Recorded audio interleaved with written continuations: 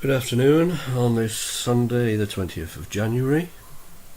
This is the world's most powerful horse racing method. I call it the secret method. And what we're going to do is show you day by day how we make up to 1,000 times profit per month. And this is no joke. This is what we've been doing, averaging over the last 3 months since launch, and mainly we do that on level stakes profits. And the reason we do this so easily is because we've got a thing called the reverse gamble. It's basically these here where the cursor is now, RG. I'm not expecting these in this type of race here, but I do capitalise them when I do think they've got a chance and they're backable. So it's a very weak race to start with today. We've got a strong favourite on the win side, the Holy One. I'm just going to check now. We've got opening shows to see if that's still strong.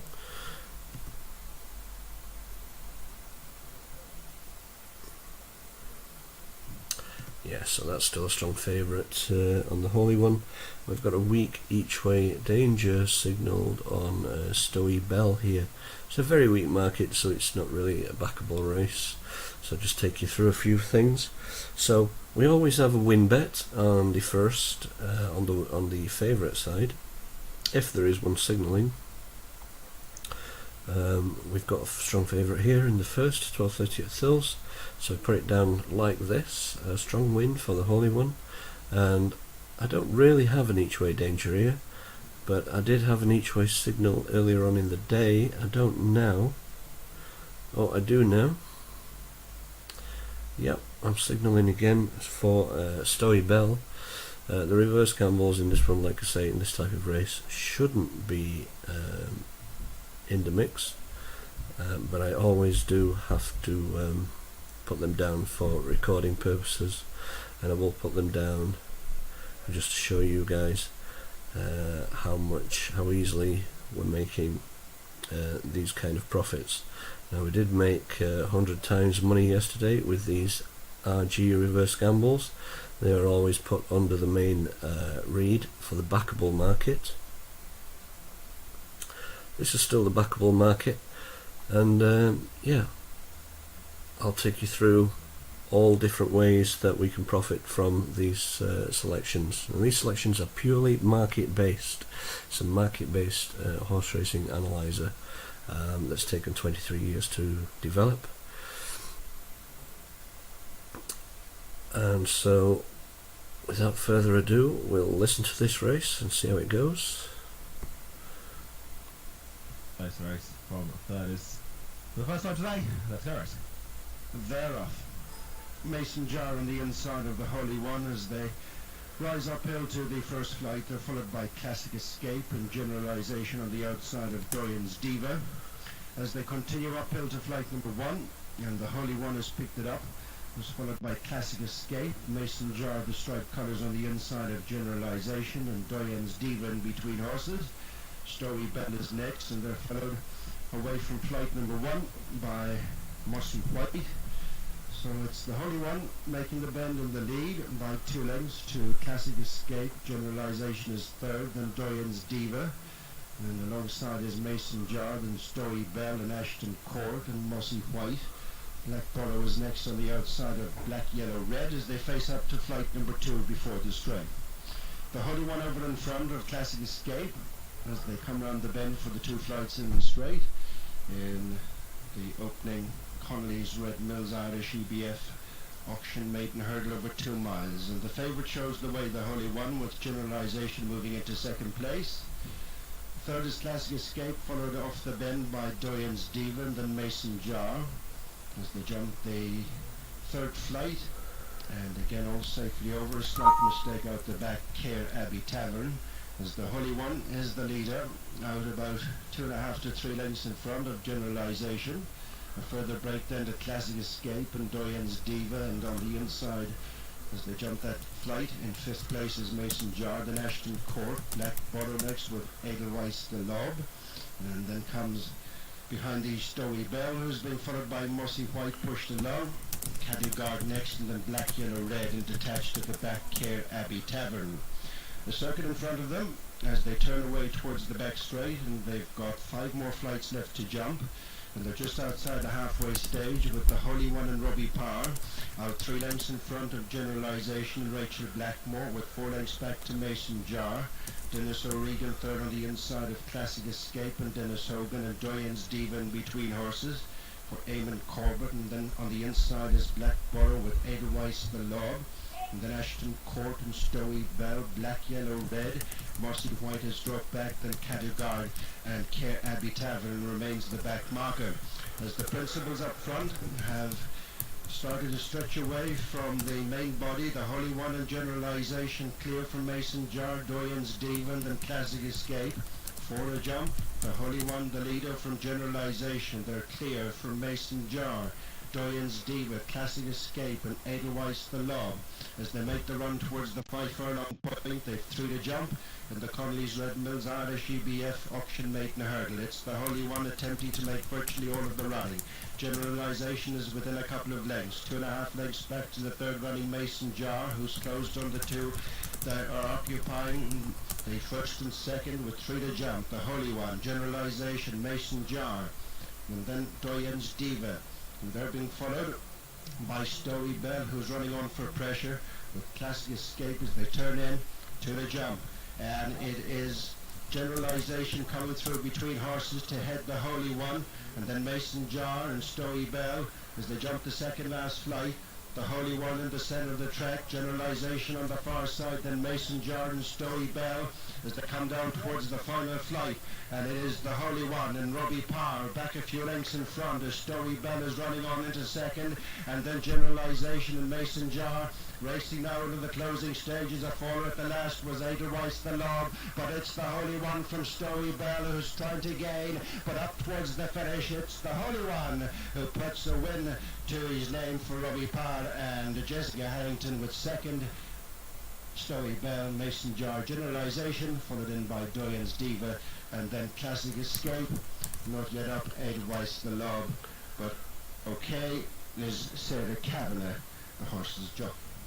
So as you see, we've got a straight forecast there with selections, and the Holy One beat a week each way danger Stowy Bell, which wasn't a danger at all, it was just a forecast.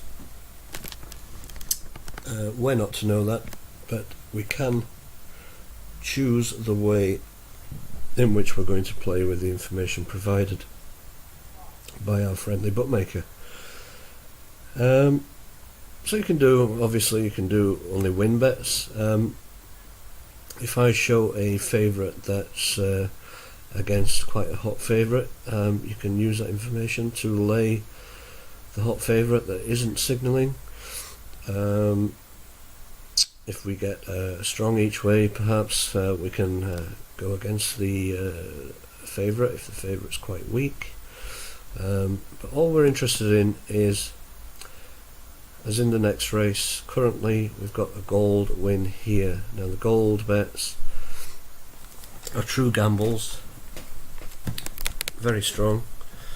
We've got a strong each way at the minute as the crow flies, but I would suggest that that's going to go weaker, as we do only play from opening shows very close to the off.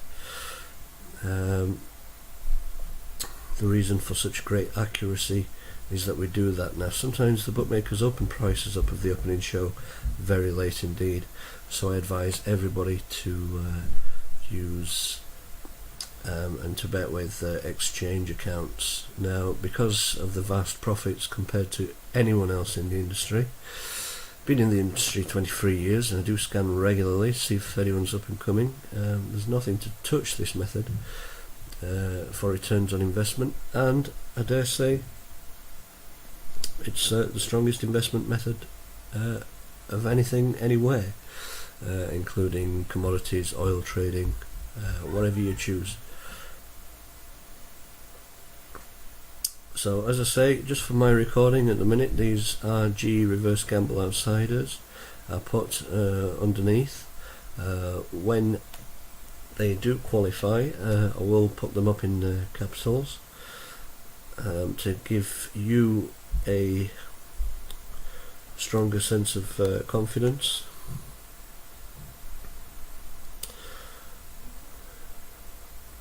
Now the next race isn't till the 12:50 at Ayr, so I'm just going to go offline now and come back on for the next race.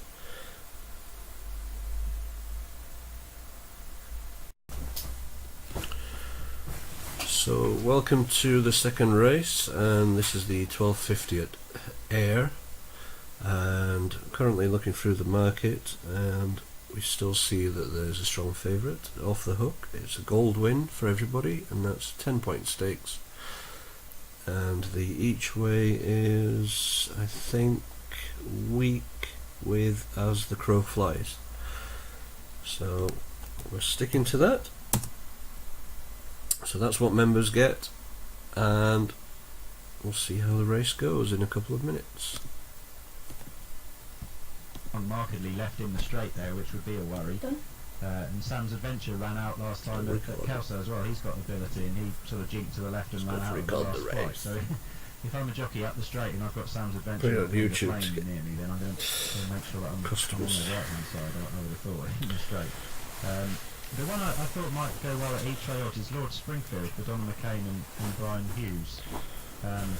So as you can see, the gold bets, they carry a much more confidence, and we can sort of, I have advised that you go 10-point stakes on these, but to keep it simple, let's just, for newbies, say that they are a more confident bet. So if you want 1,000 times your money per month, you're going to have to come here, full-time UK racing. The code also covers USA, but I personally don't have the time to run USA, but it's very, very accurate over in America. But that's going to be a different thing. We're going to go over to America and get the right clients for the American market.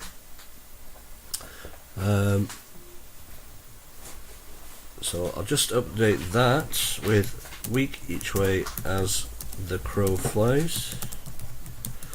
I'm going to continue watching the market, see if there's any late market moves. Off the Hook has come off gold bet actually, and we see some money for Sam's Adventure. So Sam's Adventure is the new danger, and it's currently quite a strong bet, a strong danger. It was between the two market leaders. I'd like Glinger Flame to win because, of course, he's called Glinger because he's owned by James Westall, who was chairman of Carlisle Racecourse for many years and lives at a place called Glinger. And all his horses have Glinger prefixes. Glinger won the market race in Summer Cup a long time ago, 20-1. Glinger Bank was extremely good. Glinger Burn was the best of the lot and very unlucky to actually be injured and unable to show his potential. Glinger Flame is the current Westall horse, ran well, I thought. So I think it's between Glinger Flame and Off the Hook. They're off and racing. Harry is the first to show, followed by Times Are Waiting, and in behind the leaders Lord Springfield. Salvan is well up there with the leading bunch, and to the outside Stung for Cash, Glinger Flame is next. Following Glinger Flame comes Sam's Adventure. White and black jacket of Off the Hook nicely in touch, jumping the second hurdle now. And watching the back markers going over it, off the pace at the moment, Goal and Warrior, and a long last is As the Crow Flies. So going on towards the third jumping test, and it is Uptown Harry, who has a narrow advantage to Times Are Waiting to the inside, gapped a few lengths to Stung for Cash, Lord Springfield, and to the outside is Glinger Flame as they step over that flight. Oh No is next, ahead of Salvan, and Off the Hook, running now away from the back straight. I'm fairly spaced out. Delphi Prince is racing about two off the fence as they leave the back straight behind them. That one being followed up along the outside by 60's Glenark, and then Asking for Answers, who's ahead of Exit to Wear. The second last runner at present is As the Crow Flies, and Golan Warrior is the back marker. So they're turning in. It's Uptown Harry, the leader, by 2 lengths, followed in second by Times Are Waiting, and then Stung for Cash in third. Glinger Flame is to the outside. That's the grey. Lord Springfield, Oh No, and 60's Glenark are next. Then Thomas Do, mistake there from 60's Glenark. They move away from that flight. Off the Hook is still in mid-division, followed by Salvan, and then comes Robin de Plan.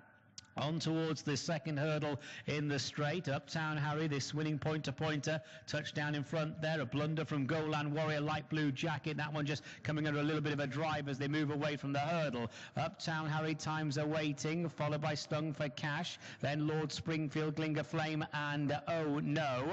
Up along the outside As the Crow Flies, taking much closer order, having been last early on that one, pulling pretty hard in the green and yellow colours. Sam's Adventures in behind the leaders. So too is 60's Glenark, and then comes Thomas Do with Off the Hook next, ahead of Golan Warrior, who's made a few spots. Salvan to the inside, then Adelphi Prince and Asking for Answers. Robin de Plan and Exit to Wear, the last two as they take the turn. So now on the run to the far side of the course. They've got 6 hurdles left to jump in this. The Follow It Racing TV on Twitter National Hunt Maiden Hurdle Race. Taking the wide course is As the Crow Flies, this prolific winning pointer.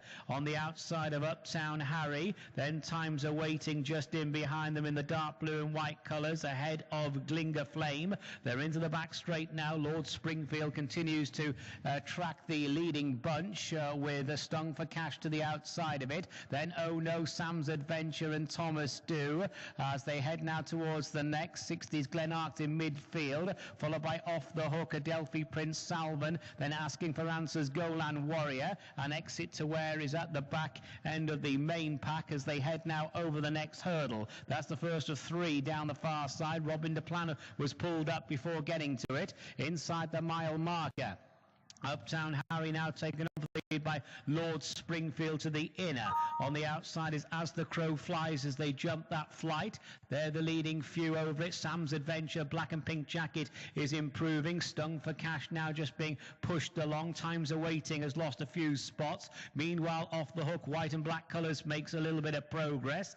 Then reading back to Oh No is now just being driven along. Thomas Do, yet to be asked any questions, jumping the final hurdle down the far side there. Adelphi Prince on the retreat made a mistake, so they're really spaced out with about 5 furlongs left to go. And up front it's Uptown Harry, Lord Springfield and the Glinger Flame. Sam's Adventure is just in behind them, is 2 lengths further back in 4th place. Then Off the Hook, Stung for Cash, Times Are Waiting. As the Crow Flies beats a retreat. Then Oh No, Thomas Do. Then Asking for Answers, Adelphi Prince. Exit to Wear is clear then of 60's Glenark and Golan Warrior, and the back marker is Salvan. They're turning in. Uptown Harry trying to fend off Lord Springfield, Glinger Flame and Sam's Adventure on the premises, and Off the Hook coming there with a big run as well. Stung for Cash best of the rest. Then Daylight to Times Are Waiting, and Asking for Answers has just made a mistake. Running down towards the second last. Uptown Harry, Glinger Flame just wandering around.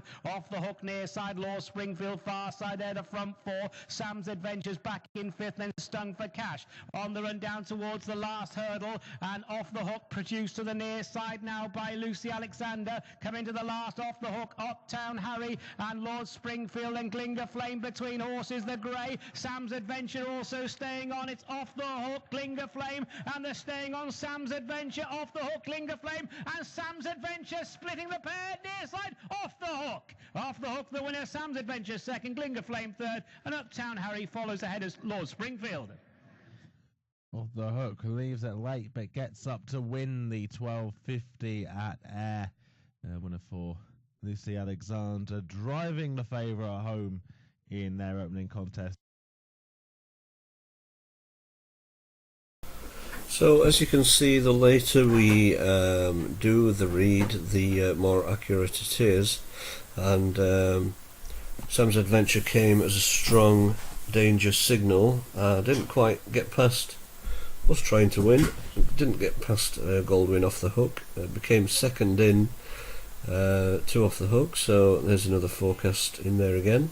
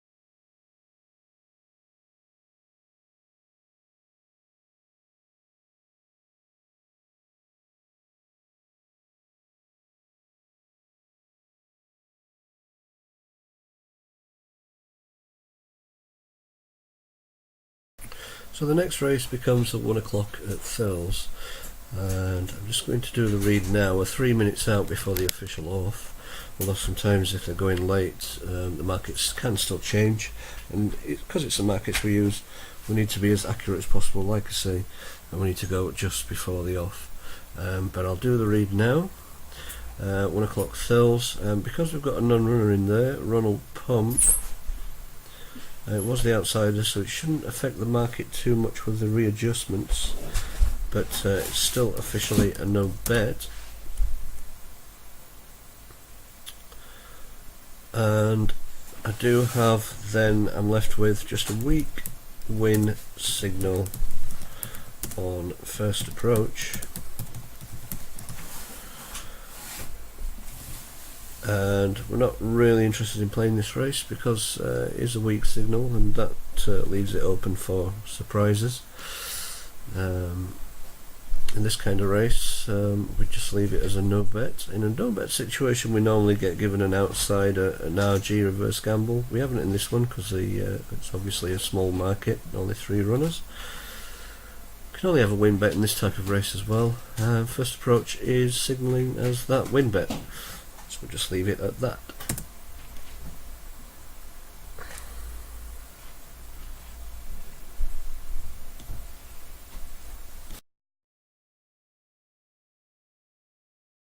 Become a very, very good chaser in time.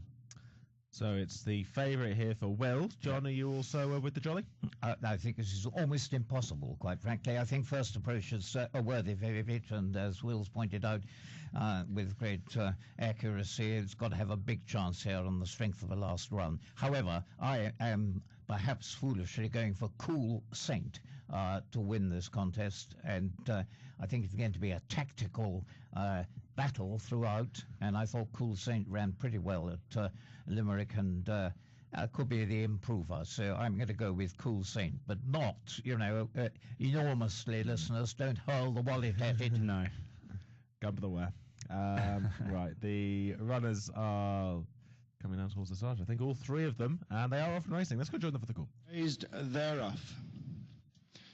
Making their way to the first flight, the flight before the straight, and its first approach, the early leader with Munbeg Worldwide, followed by Cool Saint, as they make the run into the straight to flights 2 and 3. And this 3-runner Bet Victor WTO Grady Memorial Irish EBF Novice Hurdle over the extended 2 miles 6 furlongs. Off the bend for flight number 2, its first approach, and Sean Flanagan in front of Munbeg Worldwide and Jack Kennedy. Cool Saint and Rachel Blackmore held up in these very early stages as the 3 make the downhill run to the 3rd flight. The flight that will be the last one after 2 more circuits. Going along on the lead is the favourite first approach with Munbeg Worldwide within a couple of lengths, and a break of 3 to the back marker Cool Saint as they come past the stands with 2 circuits to go. Ronald Pump, the non-runner, having taken up an engagement at Navan yesterday afternoon. First approach leads 2.5 lengths, Munbeg Worldwide, with a similar break to Cool Saint in rear of the 3, who make their way towards the far side in flights 4 and 5. With first approach the leader, In second place, Munbeg Wide, Cool Saint in rear of the three. In the same order, approaching the first of the two flights up the back straight, flight number 4 coming up. First approach, followed by Munbeg Wide, and finally Cool Saint. Over that first flight in the back straight and heading on towards their final 2 miles. And flight number 5, taking them right up to the highest point of the track. First approach, Sean Flanagan in front of Munbeg Wide, Jack Kennedy, and then Cool Saint and Rachel Blackmore. At the final flight up the far side, first approach with Munbeg Wide, now racing within a length and a half, 2 lengths back to Cool Saint as they turn right-handed, heading back to their point of departure. And first approach is having to be entertained by Sean Flanagan to keep a focus. Leads 2 lengths, Munbeg Wide and Cool Saint, the flight before the straight. Taking them across now to the halfway stage. First approach, Munbeg Wide and Cool Saint. Still racing in the same order, turning in the second time for the first of 2 in the Bet Victor W.T. O'Grady Memorial Irish EBF Novice Hurdle. First approach, in front, since flagfall, is pursued by Munbeg Wide, and the back marker is the mare Cool Saint, in receipt of the allowance from the 2 that are in front of her. On the downhill run, first approach, and Munbeg Wide. Cool Saint remains last of the 3. As they jump the flight, that'll be the last one next time. And it's first approach in the lead by 2. Munbeg Wide continues to track, as he's done since the off, and then Cool Saint. Passing the judge with the circuit to go, and 5 more flights left to jump. They've 10 furlongs to travel. And it's first approach, making the bend a length in front of Munbeg Wide, who's representing last year's winning trainer and owner. And then Cool Saint, as they make their way up the far side with 5 flights left to jump. And it is first approach, back 2 in front of Munbeg Wide, who's gone 4 clear of Cool Saint. Reaching the first of the flights up the far side, 5 to jump, a mile to go. First approach, Munbeg Wide and Cool Saint. No changes in the order of running. Heading now to the next flight up the far side. This will be 4 from the finish. First approach. Bidding to justify favoritism. Tracked all the while by Munbeg Wide and then Cool Saint. At the 4th flight from the finish. Taking them across the top of the track. First approach from Munbeg Wide and closing right onto their heels is Cool Saint on the outside, and has joined Munbeg Wide for that second spot as they make the run towards the 4 furlong point.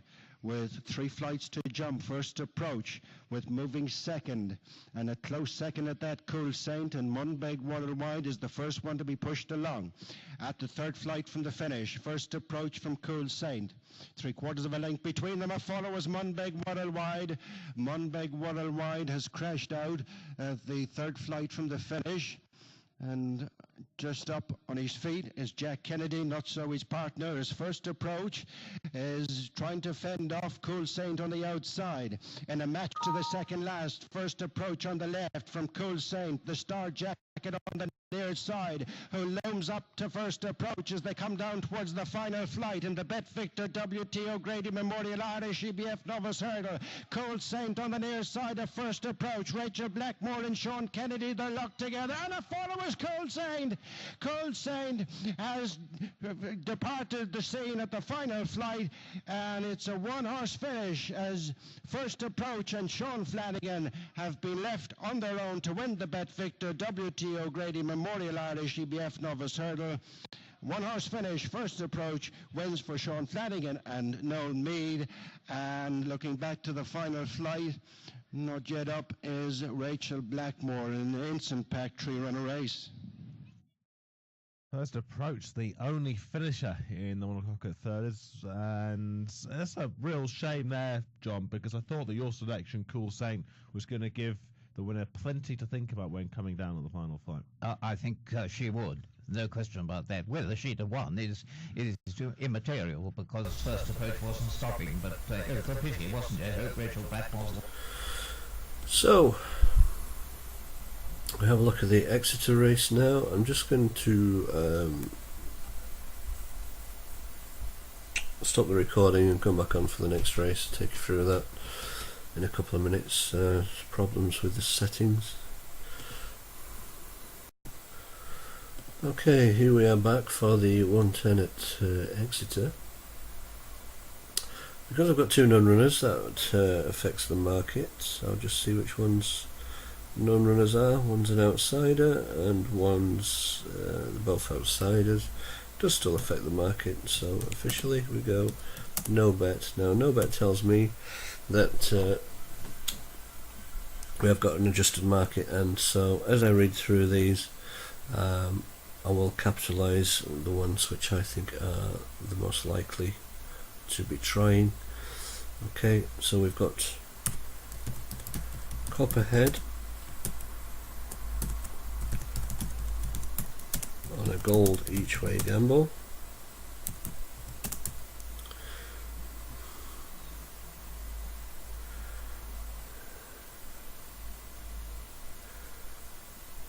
We've got Galactic Power on a gold each way gamble.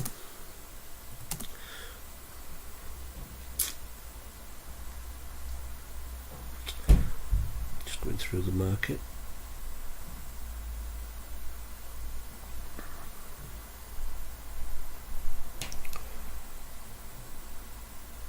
I've got Broughton's, decapitalise that, Broughton's Admiral was a strong each way.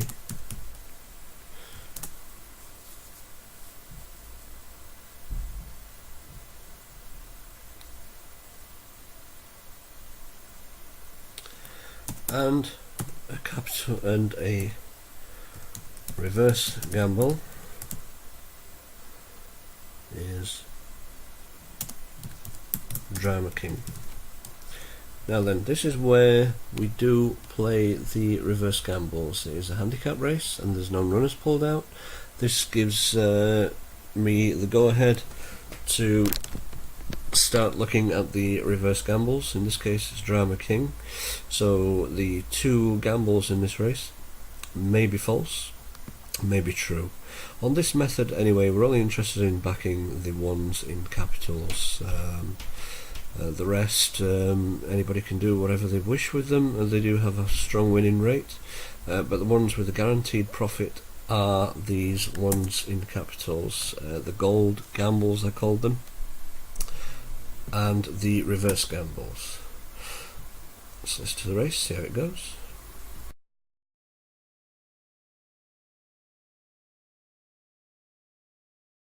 Blue of Floresco with Lorcan Williams is alongside him, and then Trans Express in blue and yellow towards the right. Next is Copperhead, purple and yellow jacket, splash of white on his chestnut head, in company with Broughton's Admiral as they quickly come towards number 3, and Floresco's gone through into a clear lead.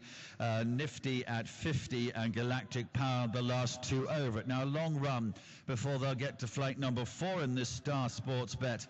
A handicap hurdle, and so Floresco, hoop jacket with Lorcan Williams, has moved through now to a 4 or 5 length advantage. Pursued by Tom Scudamore, the red cap there on Drama King in second place. The course and distance specialist Trans Express, Lucy Gardner in blue and yellow colours, is a couple of lengths behind in third place. And next comes a purple and yellow jacket of Copperhead. Looks like he's been backed in to go off favourite. Harry Cobden going towards the running well, showing in fourth place. Next is Sam Tristan Davis on Broughton's Admiral, white, maroon and black colours. Round the outside of him, Nigh or Never, Tom O'Brien, green and white jacket and a yellow cap. Best turned out winners next. This is Perda Riam, nose bounded against the running rail with Lake Naspel in white, red and blue colours. Check jacket of Nifty at 50, David Noonan with orange sleeves, a little off the rail, and races in company with Galactic Power. Jack Quinlan is in white, green and black colours and might just be heading past Nifty and 50 to relegate that one to 9th and last position as they turn right-handed, beginning the downhill run over on the far side of the course. There'll be about 10-12 lengths first to last here as they run on towards flight number 4. So it is Floresco continues to be out in front, chased by Drama King and Trans Express. They continue to be in second and third positions. They're getting a little bit closer to this leader. Floresco's now only about 2 lengths ahead of his nearest pursuers. Then comes Broughton's Admiral in company with Copperhead, who travels nicely their 4th and 5th places together. And then Galactic Power has travelled powerfully and is making progress through as they jump over number 4. Wide of him with the yellow cap was Nigh or Never, quickly down towards 5. Perda Rian Nosebanded is next with a blue cap alongside Galactic Power. Nifty at 50, Orange Sleeves didn't jump that too well. Heading down towards number 6.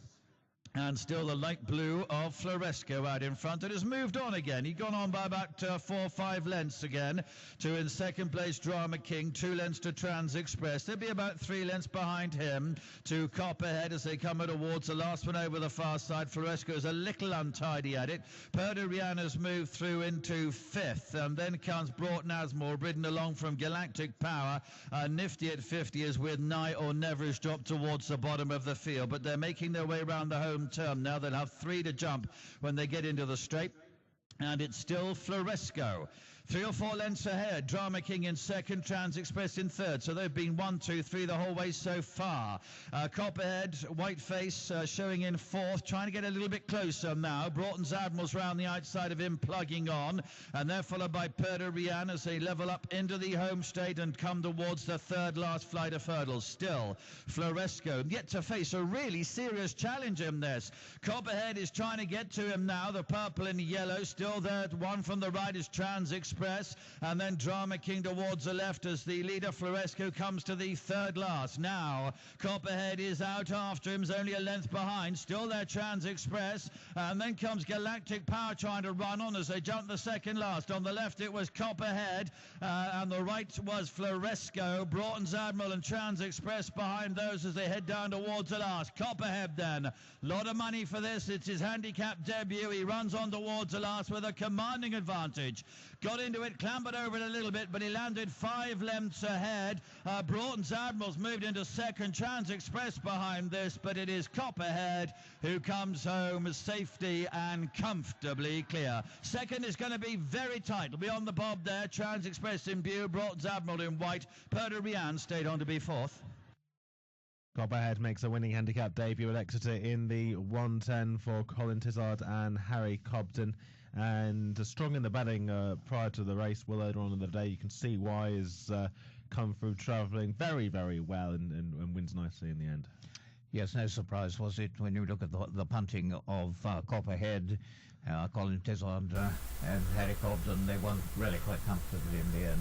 Will Selection's run extremely well, in my view. Trans Express to get into the frame. What was second in the end, Will? I'm not sure. The photo was very, very tight, wasn't it? I don't know if they've called it as yet, but considering been very busy, I thought ran extremely well. Just loves it round Exeter, doesn't he? And very consistent, and runs to his mark every race really, which is a. So Copperhead landed the gamble. It was the first on the book as a gamble. I don't know what happened in that race. To Galactic Power. In this case, the reverse gamble wasn't to be. But we keep with those.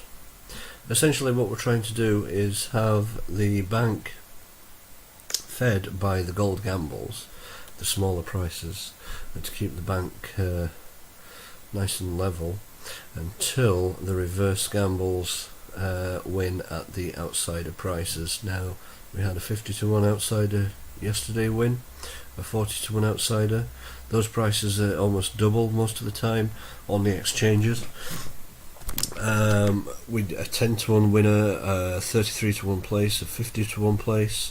Now with those kind of odds, it doesn't leave much to the imagination that this method can make a hell of a lot of money. And that's basically the way we play it. We play it for the outsiders. And the outsiders are the guaranteed profit, because we get so far ahead with them, and we've got it down to we're not backing many of them now. That's the first one that's signalled. I'll just read the next race.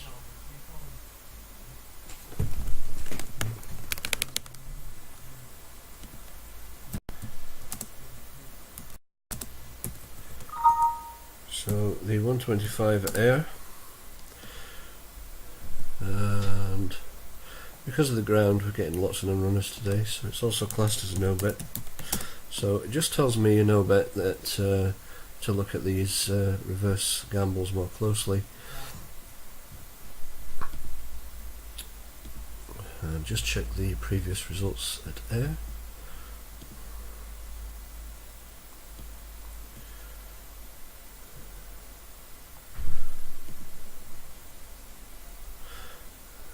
Okay, I'm good to give it a read now. So, quite a strong favourite here. You can see there is a possible reverse gamble in this race. I'll just put that in to start with. Speak of the devil.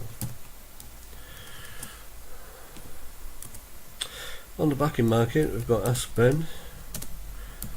There's a strong wind side, and I'm signalling a strong each way danger on Diocese. So you're still going to make profits if you just back these on the first line here. Wait. What? I did that, listen. How many times? Get out while I'm working. I did it.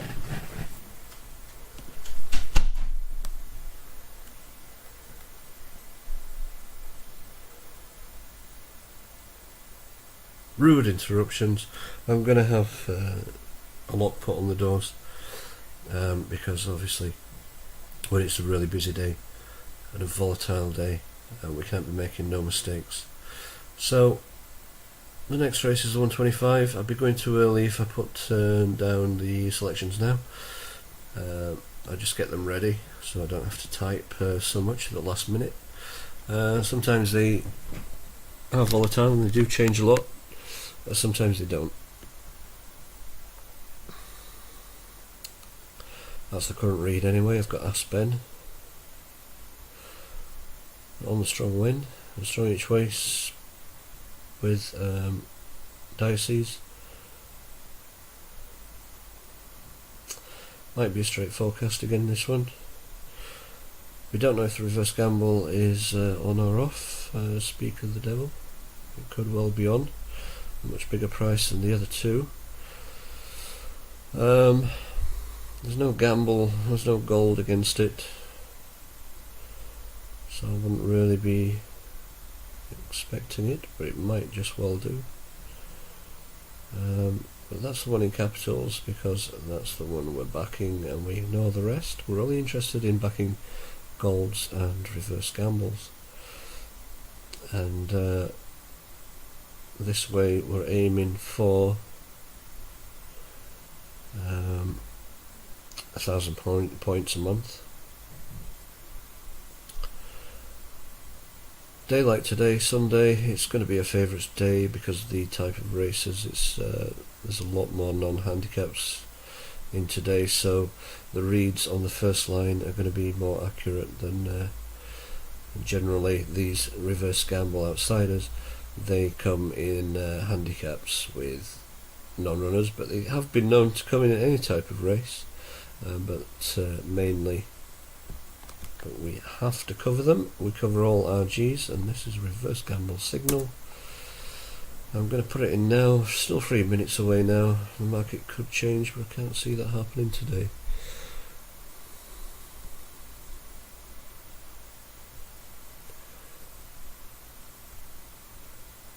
Is a trainer to follow there. The horses invariably run well, and that could be interesting. We've just seen the Alexanders in pretty good shape. I quite like Cragon Boy as getting into the frame here. Likes air as second and first on the last two occasions here. It stays on really strongly.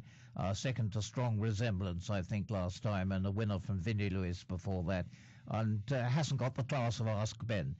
Make it perfectly clear, Ask Ben ought to win this race, but looking for that dreaded phrase, a little value, I'll go each way with Cragen Boy. Okay, Cragen Boy each way. The selection for John. Runners are down at the start. I think one of the runners might just be being seen to for a couple of adjustments potentially on the saddle prior to our race here at Air. Cragen Boy, that was. He was just having the girth tightened, I think. And is now making his way over to rejoin the rest of them. One of the others here then, Diocese. That's got a chance, hasn't it? Won at Weatherby last time. Won at Weatherby last time. Mike Smith's horse is coming back to a bit of form. 3 bumper winners, I think, in France.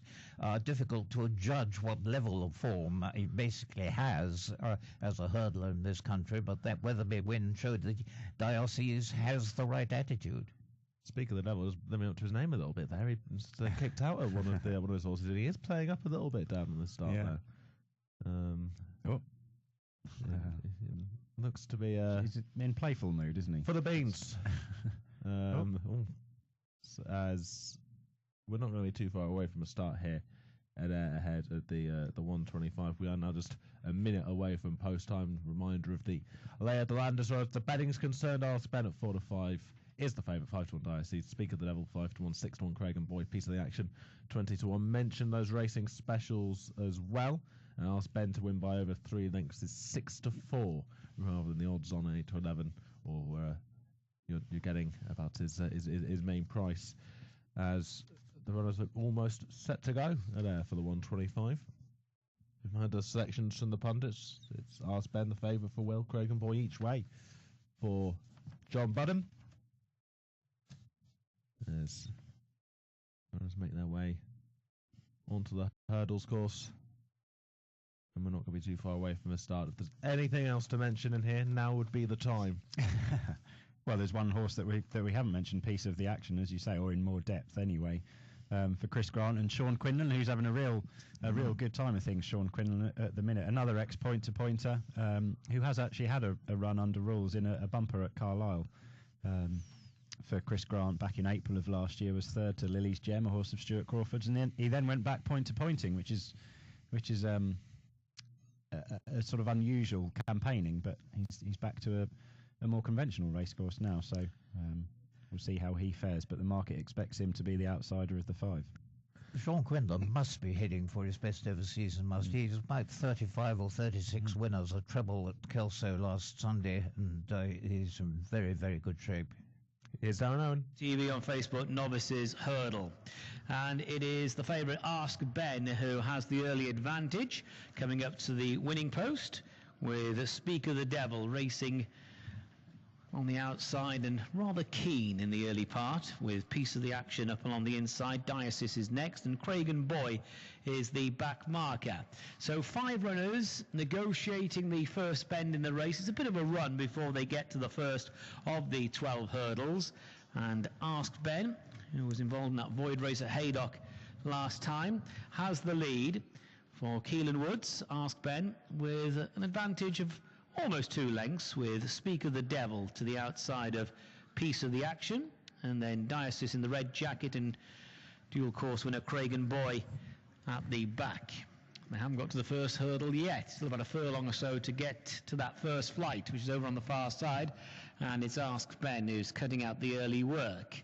Piece of the Action, Speak of the Devil, and Diocese across the track now for places as they jump it. And last of all is Cragen Boy. So they move away from that flight and head now to the second of the 3 over on the far side. And Ask Ben, his Pritt, comes to it with a lead of just over a length. Ask Ben, followed by Piece of the Action, who runs up along the inside in the yellow and brown jacket, a multiple winning pointer. On the outside, that's 3 wide, Speak of the Devil, and between horses the red colours of Diocese and a few lengths to Cragen Boy. 1 more hurdle to jump over on the back. Ask Ben is at it now, all safely across it. So Ask Ben with a lead of about 1.5 lengths, with Piece of the Action and Sean Quinlan on the inside of Speak of the Devil, winning pointers. Only had one start so far. Speak of the Devil, that was in a point-to-point 42 days ago and entered the winner's enclosure on that occasion. And the front three, followed closely by Diocese, who's a few lengths in advance of Craig and Boy, a winner here over hurdles and fences. So they're turning in, 3 hurdles to jump on this side of the track, the home straight, first time round, and Ask Ben comes to the first of those flights with a lead of just over a length, a wave of 3 for places. Diocese not too fluent at that hurdle, a little bit keen there, but the pace pretty slack as they go to the second flight in the straight. Ask Ben leaves the ground now and jumps it really well by just over a length, with Piece of the Action going the shortest way, Speak of the Devil on the outer, and then Diocese with Craig and Boy watching the other 4 at the hurdle in front of the stands, and over they go. Ask Ben over it with this lead of about a length, and it's been pretty close for the places throughout. Piece of the Action up along the inside of Diocese, who was a winner last time out, and then Speak of the Devil, who's about 4 clear of Craig and Boy for the stable of Nick Alexander, the stable successful in our opening race. So on to their final circuit, 6 hurdles left to jump, and Ask Ben has the lead, this Newcastle winner this season. Ask Ben leads by just over a length. Speak of the Devil, Piece of the Action, Diocese follow very closely, and Craig and Boy has closed in on the front 4. They're entering the back straight, going now towards the next hurdle, and Ask Ben has made all to this point. The favourite in front by a good couple of lengths now to Piece of the Action, Speak of the Devil and Diocese, and they are a few lengths in advance of Craig and Boy, who closed up entering the back, but has dropped a length or 2 since. Going towards this next hurdle, Ask Ben with a very professional lead, and Diocese a faller. Diocese a faller, and both Speak of the Devil and Craig and Boy did really well to avoid Diocese. So heading now towards the next hurdle, and it's Ask Ben from Piece of the Action, Speak of the Devil and Craig and Boy jumping that flight, no problems there for the front 4. So going towards the final hurdle over on the far side, which is 4 from home, and Ask Ben and Keelan Woods in front going to it. Ask Ben by about 2 lengths or so to Piece of the Action, Speak of the Devil, and then Craig and Boy. This is the final hurdle over on the far side, and they're over it okay, with Ask Ben extending the lead now, with Keelan Woods in search of his 16th success of the season, goes about 3.5 clear of Piece of the Action. Back in 3rd place, just being pushed along, is Speak of the Devil, and Craig and Boy is another couple of lengths adrift. So they're inside the final 5 furlongs, heading towards the turn in, 3 to jump, and it's Ask Ben by about 3 lengths or so to Piece of the Action, with Speak of the Devil making an effort to the outside, and no serious move yet from Craig and Boy at the top of the straight, approaching the final 3 furlongs of the last 3 hurdles, and it's Ask Ben just being shaken up now going towards the 3rd last, as Craig and Boy quite effortlessly moves into 2nd place, fiddles his way over that hurdle. Speak of the Devil pushed along, and then Piece of the Action on the run down towards the final 2 flights then, and it is Ask Ben with a very good lead. Ask Ben jumps that one really well, very professional leap, with Craig and Boy giving chase. Speak of the Devil now 1 pace looking in 3rd, and they are clear a Piece of the Action, heading down towards the final flight. Ask Ben with a very nice advantage, just runs across the hurdle, is over it safely, and is on the run in a good 10 lengths clear. So Ask Ben heading towards the finish, the decisive winner here, having made every yard of it for Keelan Woods. Graham McPherson takes the honours. That's the stable successful with Ask Ben. Ask Ben the winner. 2nd place goes to Craig and Boy, followed over in 3rd by Speak of the Devil, and then Piece of the Action. Ask Ben the winner. So, strong win on Ask Ben, and strong each way we'll never know because it fell Diocese. And Speak of the Devil wasn't a reverse gamble that time again. 135 at Thurles then. I've also got a code 1 signal.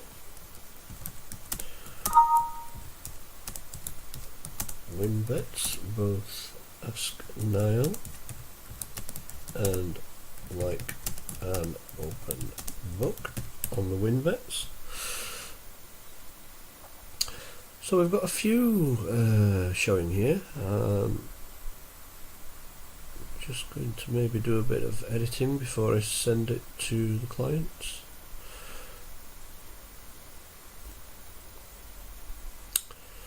Just a bit of mathematics.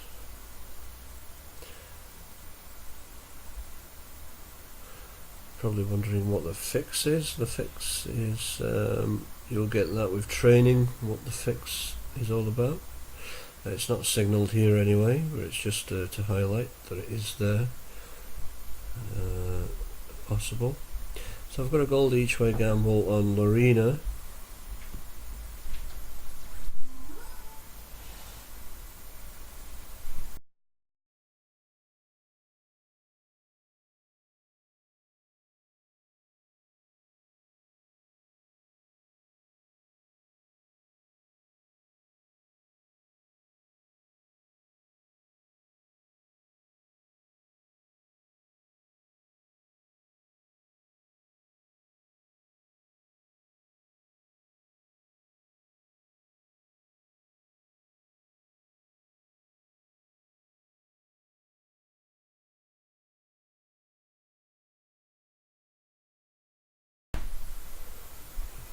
And again, okay, we're a minute away, so I'm just going to put that in so clients get information to them. I've got a gold each way gamble, like I say, on Lorena here, Paul Town end of board. The reverse gambles are signified as King of Briga, possible, and Palisi.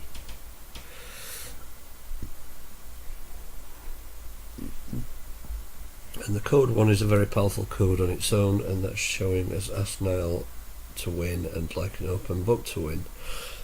So, like I say, the only codes we're interested in following at the moment are the gold each way gambles, which is Lorena here, and the reverse gambles King of Briga and Paolozzi, the pure outsider at 6 to 1. So they're not in capitals because it's not the type of race where it's they're normally popping up, the reverse gambles.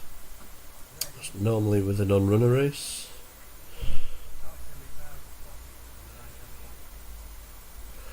So we'll see how this one goes. If that will necessarily suit, most of his best form seems to be up. Fortunately, I can't get more volume. Someone expects him to go fairly well, though. He again is another evergreen into double figures. He's an 11-year-old, so there's a few of them in here. Actually, Paolozzi's 10 and Western Boy is 10, so good to see these horses still plying their trade into their later years. I mean, that's not that old, is it? Chase, yeah. just over hurdles. Yeah. And in Ireland.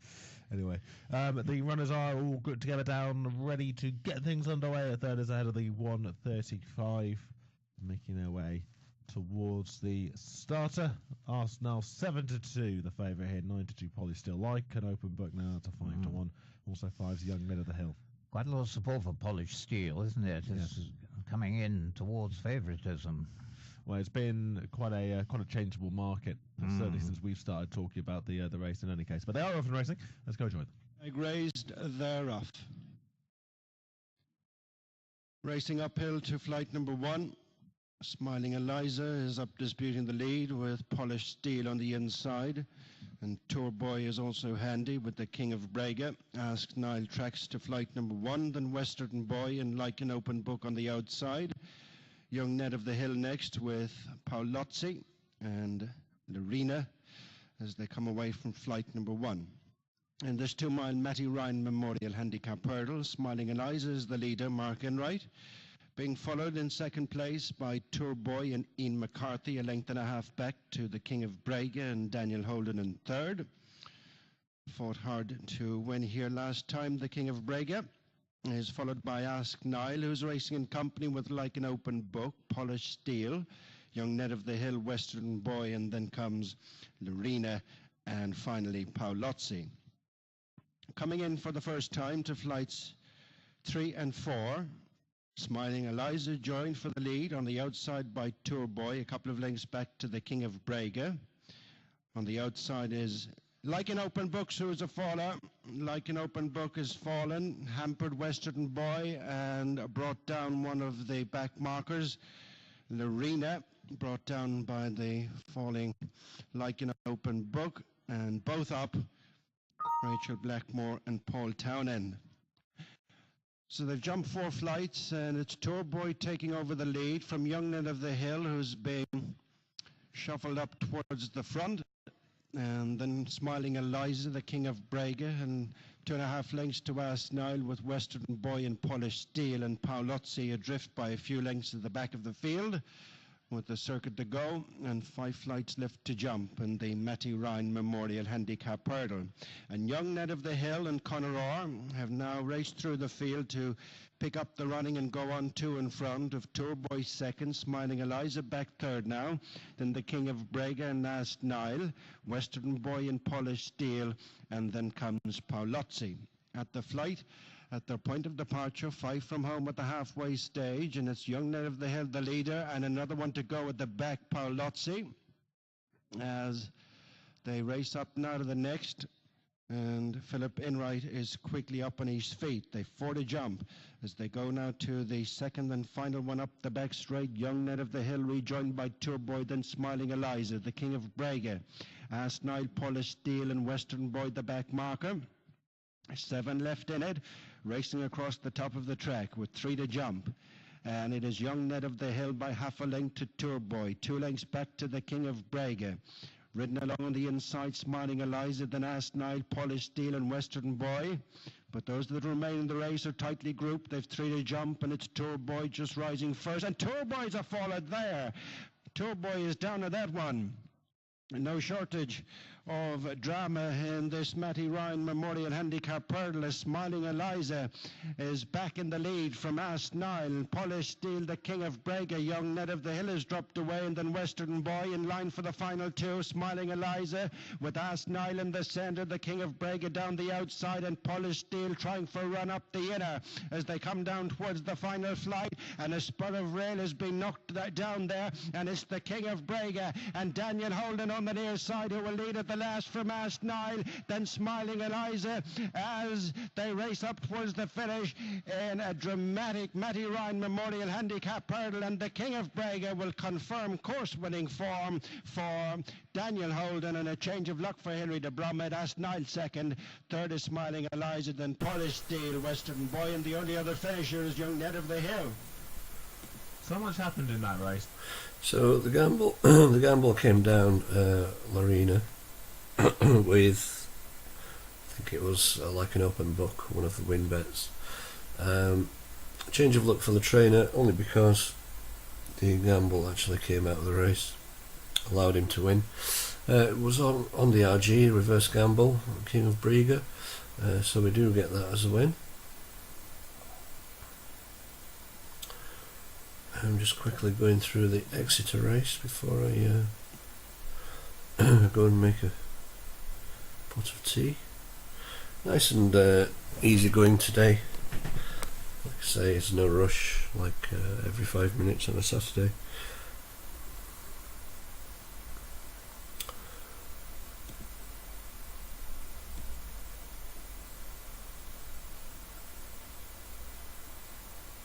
So we've got Gold Win on Golden Promise.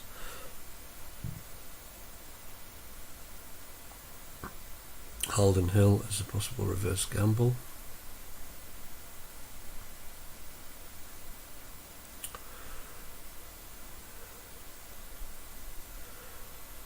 Another non-handicap. So where the money goes should be quite accurate. Just doing my selections now.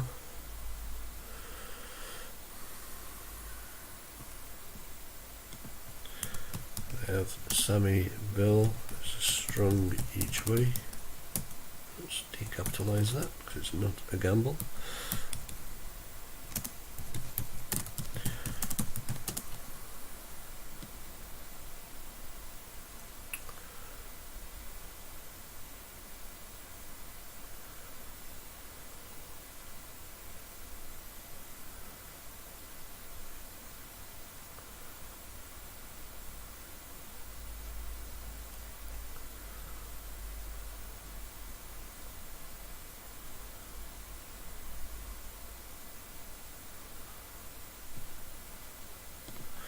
Flight deck goes into the possible reverse gambles.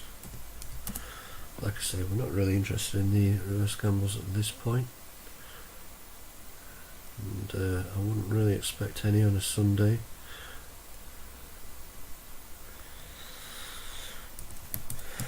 Champions Club. So these are basically all off horses.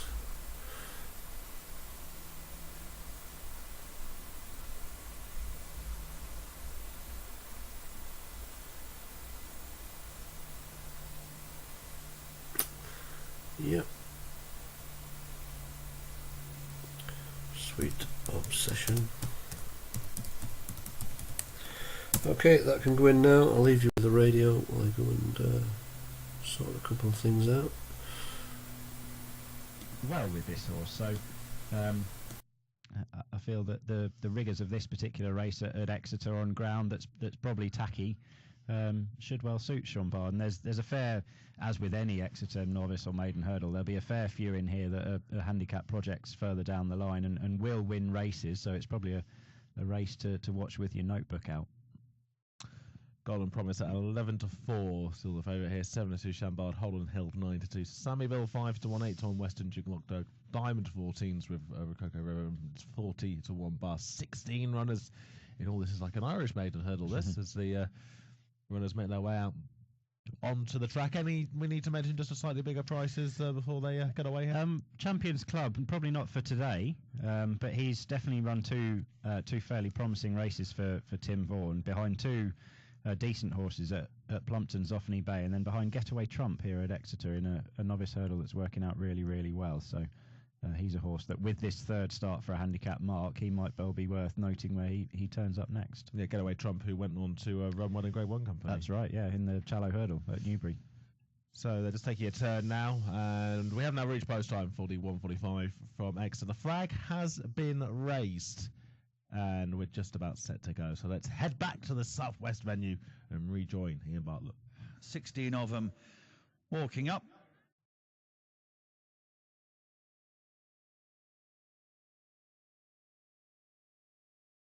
Coming in. They're off. A race away then for this StarSports.bet maiden hurdle. The last one to get away is Snatch It Back, but it's another one in orange, Rococo River, who goes through with Harry Hayes and Annie de Marlborough, and Flight Deck and Holden Hill in the centre as they get over number one, which they all do safely. And so now a long run to number two, which is over on the far side of the course, and the two JP McManus runners are first and second early on. In the second colours, Flight Deck, the green cap, white star, just in front of Holden Hill, the plain white cap. In white colours, two of them actually, Annie Marlborough is wide of Harry Hayes, who's got green hoops on white, and then Lockderg Diamond, green with a yellow cap, and Rococo River in the orange. Shambar in dark blue and yellow is a little on the inside, just in behind those, and then Golden Promise and Sammy Bill, who race in company with Western Duke. Rupert Valentino's just in behind those. Snatch It Back continues to be the back marker. Kobe 9 in blue, and the mare Sweet Obsession, a dark blue jacket, in company with that pair, and Champions Club is with them towards the rear as well. So continue on this long run on towards the far side. And it is Flight Deck and Richard McLennan who lead about a length ahead. So white cap for Aidan Coleman on a Holden Hill in second place. A nose-banded runner towards the fore of the field is Harry Hayes, Mitchell Bastion in white and green. A yellow cap for Tom Scudamore on board Lockderg Diamond, who races on the running rail. Lizzie Kelly is next, orange colours on Rococo River. Shambar, Charlie Deutsch in dark blue and yellow on the running rail. And then mainly white colours for Nick Schofield on Annie de Marlborough. Stream right there of the noseband is this well-punted Sammy Bill and Leighton Aspel. Then in the purple in the centre, Le Milos in Alan Johns. Races in company with John Joe Neal Jr. on Golden Promise. It's a black jacket, orange hoop. He's just ahead of Kobe 9, Sean Houlihan in blue and white colours as they come on now towards flight number 2. Behind these, Rupert Valentino on the left. Purple sleeves for James Best. He's in behind Western Duke in white and blue, and Robert Dunn clouted the top of that. Champions Club is also white and blue colours. David Noonan as they quickly come to number 3, and Flight Deck took a right liberty with that. Got away with it though. Surrender surrenders the lead to Holden Hill, who goes on to Harry Hayes in second. Sweet Obsession with her white faces struggling at the back of the field as they move on now towards number 4. Holden Hill. Big leap at it, got over it okay, and they landed by only a half length to Flight Deck in second. Then comes Sammy Bill making progress. Chambord and Harry Hayes behind those from Rococo River. Lockdirk Diamond is next. Still there is Le Milos, the pink star on Purple Jacket, and then comes Western Duke and Golden Promise. Black Jacket, Orange Troop. He's about halfway down the field at this stage, but well in touch with the leaders who are racing round the bottom turn. Snatch It Back and Kobe 9 towards the back, but trying to make a little bit of progress, and then behind these is Western Duke. But it's Halden Hill, Aidan Coleman leading, Sammy Bills into second, yellow cap then for Chambord, right in behind him against the running well in third. Harry Hayes is next, Le Milos is staying on then. Black Jacket, Golden Promise has moved through into sixth position, is out after the leaders. Rococo River is next, and then comes Flight Deck as they move down to the last 3 flights of hurdles. There's a few going okay in this. Holden Hill continues to have the advantage. Shambar is in second on the right with a noseband. Sammy Bill, Black colours getting to them now. Golden Promise, Le Milos in purple is still there as they took the third last, and then Rococo River down to the second last then. Halden Hill, Chambord though has come through to take it up, so Chambord and Charlie Deutsch have taken the lead to Holden Hill in second, Golden Promise and Le Milos behind those, and then Sammy Bill as they run down towards the last now. The yellow cap Chambord, the white cap is Holden Hill, is still there with him as they jump the last. They touch down together now, and the white cap of Holden Hill with Aidan Coleman just getting in front of Chambord. Charlie Deutsch with the yellow cap.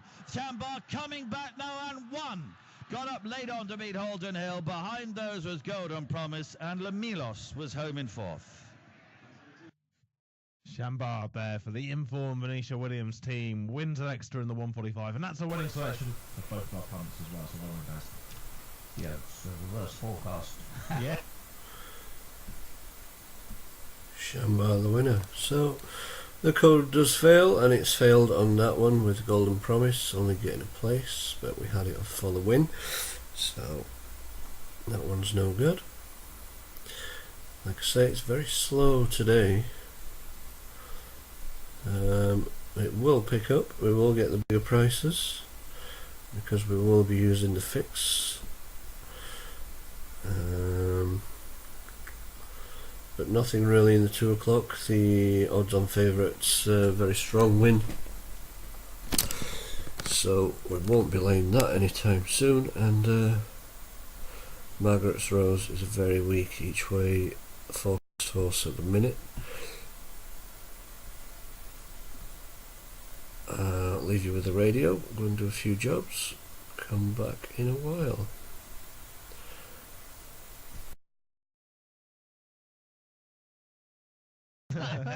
Is this a recent thing, John? No, some while ago. I used to play cricket down in Devon on a cricket tour, and we always had one day off to go surfing at Woolacombe. Oh, lovely. Wow. Lovely. I've always wanted to take up surfing, but I've never really got round to it. Everywhere I've lived has always been by sort of beside the sea, always invariably at a surfing resort. But You're in prime position then. Yeah, I've never really got the gumption to go through with it as yet. One day maybe. Well, there's something of a trick in my view. Chambard wins extra in the 145. The 7-2 second favourite. Holden Hill in second at 9-2, and Golden Promise, the 11-4 favourite, was back in third. We're going to be going to air for the 2 o'clock in just a few minutes' time. Plenty more live action on the way throughout the course of the afternoon. So stay with us here on William Hill Racing Radio. William Hill Racing Radio is now available on your smart speaker. Just tell it to play Racing Radio via TuneIn and leave the rest to us. William Hill Racing Radio. It's everything to give you the inside track.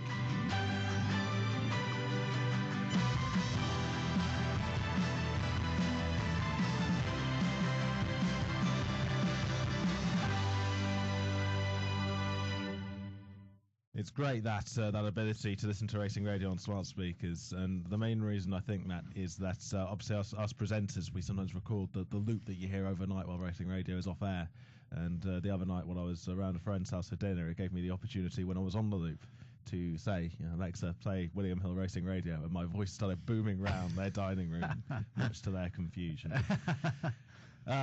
As 2 o'clock is our next race is coming up in a few minutes. Just before we do that, actually, I just want to run through a couple of the horse racing specials we've got coming on later on. Interesting one for the 2:20 at Exeter and the 2:30 at Ayr. Catching time 2:20, Geronimo 2:30. Both of them in his first, second, or third. That's 3-1. And we've also got Printing Dollars to win the 250 at Exeter by over 2 lengths at 5-4. Roaring Bull, the 315 at third, is to win by over 2 lengths is 4-1. Those and more specials available on the William Hill website or on the app. And some winning specials yesterday. Hopefully we'll have some more today. Enjoyable racing yesterday as well. Though maybe a little bit of a letdown with the Clarence House in the end, of course, 3-runner fields. But it's always great to see that card with all the grade 2s at Haydock, even though you don't tend to see like the top quality animals in it. Gives you a couple of interesting ones for the future. Yeah, no, definitely so. That Haydock card is always interesting because it's often run in bottomless ground, and you think, well, they're trials. You've got the Supreme trial, and you've got the Champion Hurdle trial, and the Peter Marsh is probably back in history has been a trial for the Gold Cup, and probably more so now a trial for the Grand National and things like that. But you often don't associate Cheltenham or Spring Festival horses with those particular races. But maybe, just maybe this year, Mr. Fisher, he did it pretty nicely in the Supreme trial yesterday, didn't he? And it'll be interesting to know where he fits into Nicky Henderson's particular pecking order of novice hurdlers. Whether Nicky Henderson knows himself at this stage, probably not, because we haven't really seen all the good horses. We've only seen them once or twice, whereas usually at this stage of the year we might have seen them a bit more. So no, it was interesting, fair. Obviously good to see Sue Smith have another winner of the Peter Marsh Chase. So she's done well in down the years. Yeah, very much so. And Wakanda's a horse that she's done incredibly well with as well, has won a whole host of decent races, Roland Merricks and obviously Peter Marsh now, and just another advertisement of her and Harvey Smith's unique training talents.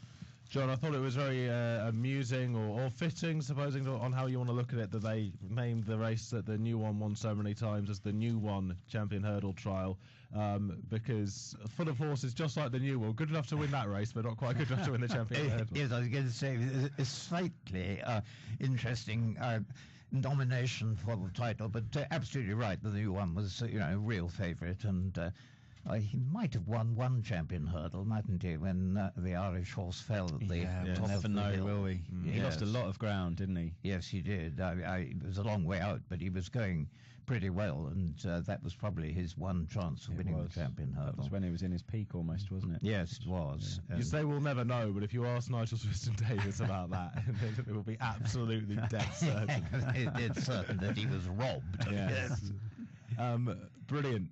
As 2 o'clock is where we're going to go next from Novice Chase. We've just actually had an email in from Arthur just before we go to air quickly, saying, hello, hope you're all well. Any best bets or strong fancies from the team in the studio? I think these three all have a chance. Tonto Spirit in the next, catching time in the 220, and Fiddler's Row in the 305. What do you think? Well, we'll get onto those races a little bit, but just want to quickly mention your naps again, guys, in terms of best bets, because I don't think either of them have run yet, have they?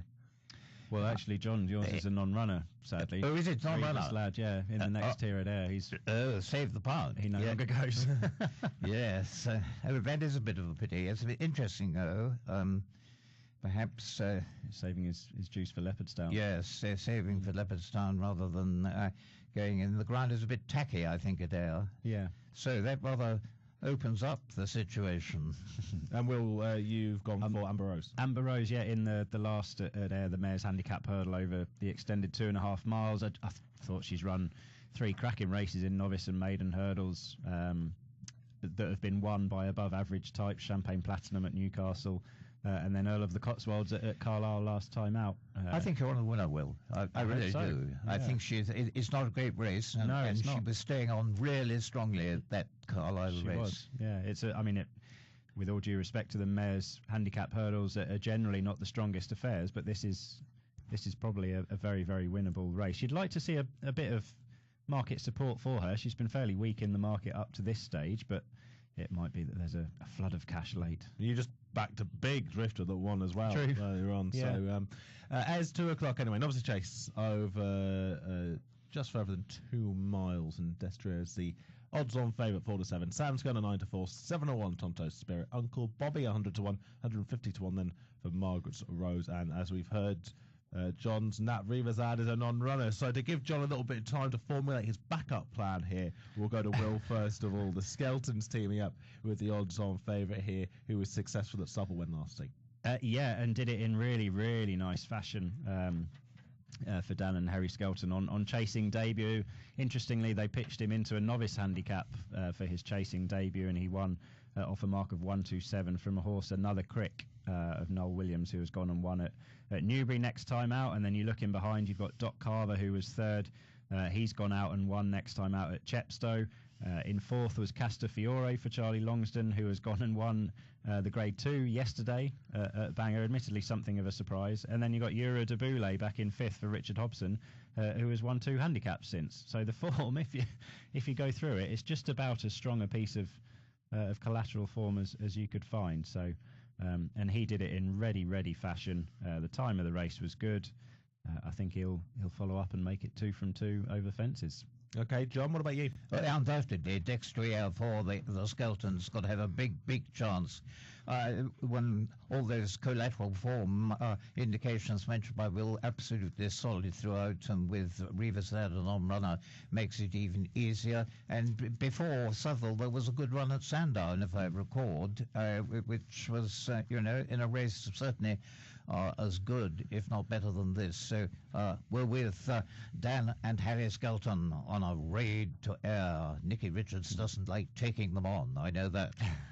These are the sorts of races the Skeltons tend to do very well in. Sometimes it is a bit of a criticism of the yard, isn't it, that they sort of mop up the smaller races, but then it's that Gordon Elliott mantra, isn't it, of putting the horses in the races that have the best chances of winning. Absolutely, and Dan Skelton, where he's at with his career now, I mean, he's probably he's in that middle sort of group now, isn't he, where he at some stage he will kick on into bigger and better things, but he's you go anywhere for a winner, wouldn't you? Hence the fact that he's sent some horses all the way up to air. It's all credit to him. He'll go anywhere for a winner, and as will his brother Harry, who is an incredibly tough and versatile jockey also, and they're a great team. So runners at the start ahead of this 2 o'clock. We've now reached post time, and in fact the flag has been raised at air. So let's go and rejoin them in Scotland for the call on this one. Our first steeplechase of the day. So they start this race on the turn away from the far side of the course. They're off. And Destrier is the first away, followed by Tonto's Spirit. Then Uncle Bobby, Sam's Gunner and Margaret's Rose. That's the early running order.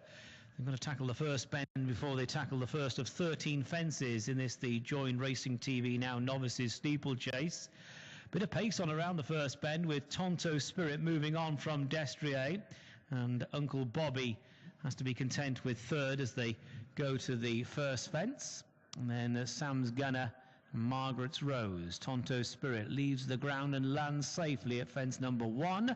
They're all over it. Quickly on to the second. Tonto's Spirit shortens up. Destrier second. Uncle Bobby third. Sam's Gunner blunders there.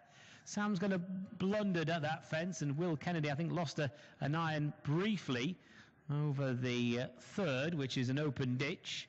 Well spaced out as well in the early stages, and Tonto's Spirit going a pretty good lick towards this fence. Tonto's Spirit from Destrier in second, Uncle Bobby third, and that one clear of his better fancy stable companion Sam's Gunner.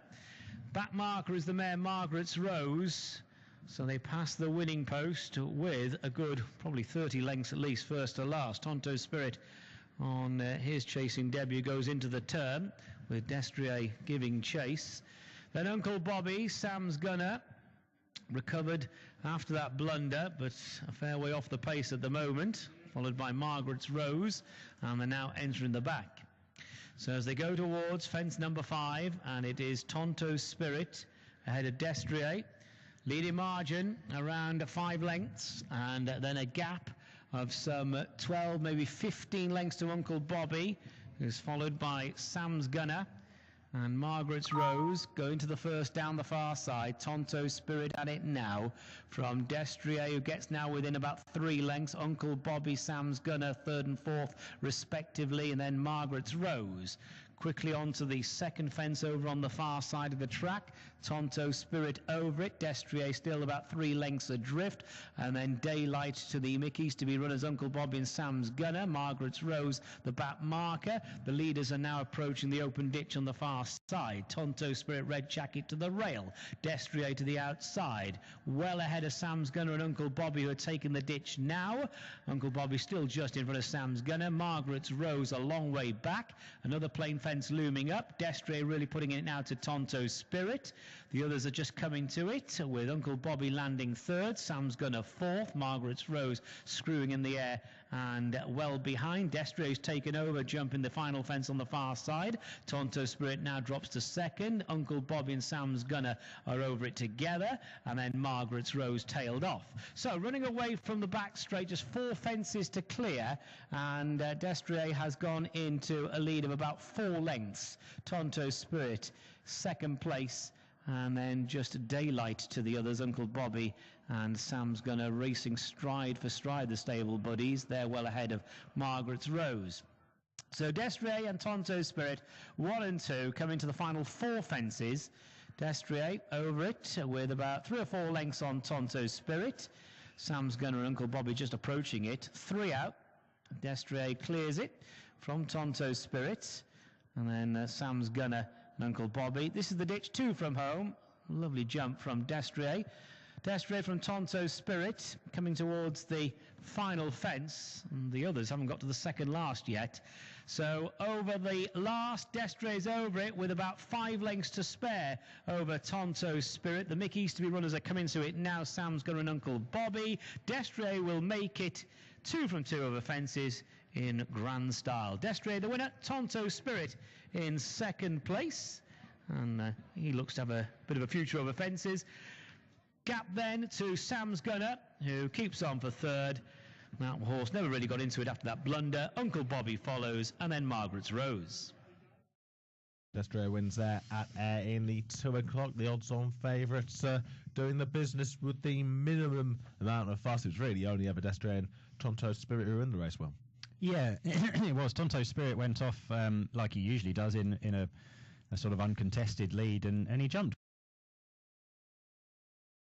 So like I say, we're not really interested in that race. Now, the 210 at Thurles, completely different animal itself. The fixers are the ones that we're most interested in here. I'm not going to do a full market read because everything's been adjusted. Actually, I will do a full market read. So, in normal circumstances, it's a gold win for the fix. Tut est permis.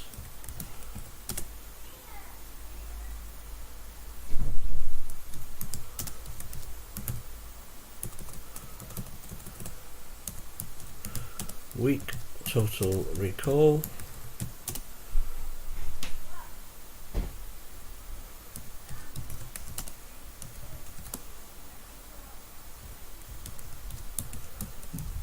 Strong sub-lieutenant.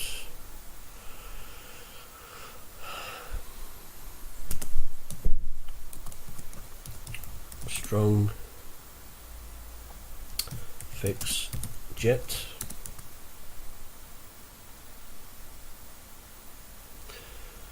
And this will just be a book adjustment, so we're not really interested, but it does show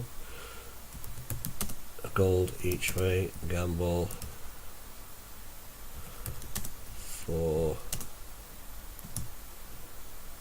Amelino. How many runners we got? 1, 2, 3, 4, 5, 6, 7 runners, so very doubtful that the gold each way is going to get into a place. It's probably going to run into 3rd place, but they're not paying on 3rd here. More interested in the top of the market, being a non-handicap. So very interested in the gold win fix Tut a Permis. Jet is signalled, but could be just a book adjustment, but then again it might be on the fix. I'll explain that another time. So we'll just put that forward for the clients. The clients know what to do with training anyway, so there's no reverse gamble outsider in this one. That's all to worry about, and we'll just let it ride.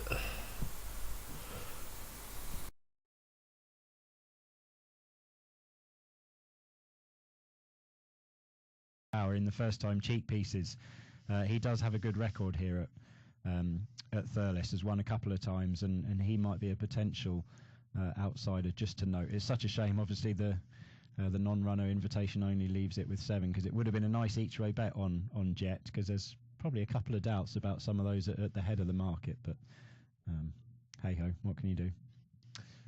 Jet wearing those colours that always really annoy me, because all the horses have really similar names as Jets, Jettez, Jet. I was like, how am I supposed to remember? Some of them have a hurdles from it. It absolutely does my head in. But Jeske was in those, wasn't he, before JP McManus bought him? Which would explain the name, yeah. With the favourite Tour per me, you've got the interesting point of just that switch from handicap company, albeit a very good handicap, into graded action, and I suppose there's always a bit of a question as to how they're going to take that lead. Yeah, no, definitely so, but I think this is probably not the strongest grade 2 ever, particularly at the trip, because obviously Total Recall is a stayer essentially. Sub-Lieutenant has been off the boil the last couple of times.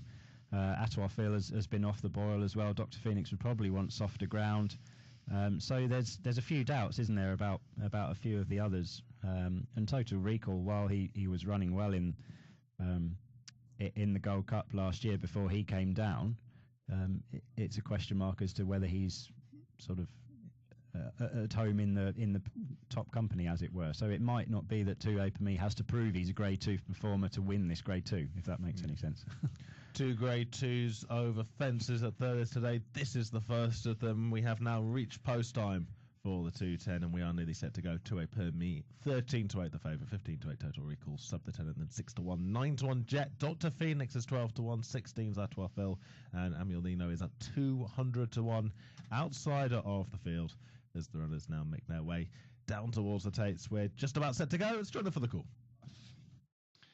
In the Horse and Jockey Hotel Chase, Grade 2 over 2.5 miles and 10 fences, as the third last is being omitted, and straight into the lead goes Sub-Lieutenant and JJ Slevin, standing in for Rachel Blackmore, who's been stood down for the remainder of the day. Makes the first bend in front of Total Recall and Ruby Walsh.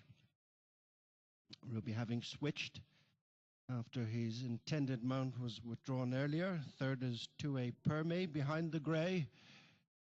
And fourth is Jet. And on the inside, racing towards the first fence, last year's winner Atois Phil. A break then of 4 lengths to Amelino, the big outsider on the outside of Dr. Phoenix, as the 7 runners jump the first of the 10 fences. And all safely over with the leader Sub-Lieutenant. Track 2 lengths back by Total Recall. Third on the outside is Tué Permis, being followed to the second fence, the first stitch by Jet. And then Atois Phil. Slight mistake by Dr. Phoenix on the inside of Amelino. Continuing uphill to fence number 3 at the top end of the back straight, and it's Sub-Lieutenant. Over in front by 3 lengths or so, with Total Recall followed by Tué Permis. Jet is fourth. And then another break in the field to Atois Phil, who's followed by Dr. Phoenix, and finally Amelino, as the 7 runners make the run across the top of the track. A good run before they reach the fourth fence, the first of the 2 in the straight, and the Horse and Jockey Hotel Chase. Out in front, it's Sub-Lieutenant JJ Slevin with Total Recall Ruby Walsh in second. Third is Tué Permis and Sean Flanagan, and fourth is Jet Robbie Power, and then Atois Phil, Jack Kennedy. Amelino, the mount of Andrew Ring, is one behind Dr. Phoenix and Davy Russell. Turning in for the 2 fences in the straight, fences 4 and 5 on this circuit, and it is Sub-Lieutenant and a distinguishing white cap. Towards the stand side is Total Recall in the red and white, who emerged to dispute the lead with Sub-Lieutenant on the downhill run to fence number 5, the one that'll be the last next time, and that's the end of their first circuit.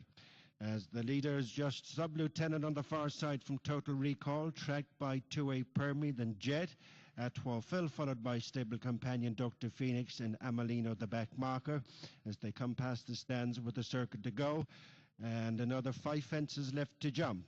And the Horse and Jockey Hotel Chase, grade 2. And Sub-Lieutenant has stretched on again by 2.5 lengths as 2A Permy has picked up the chase to go second.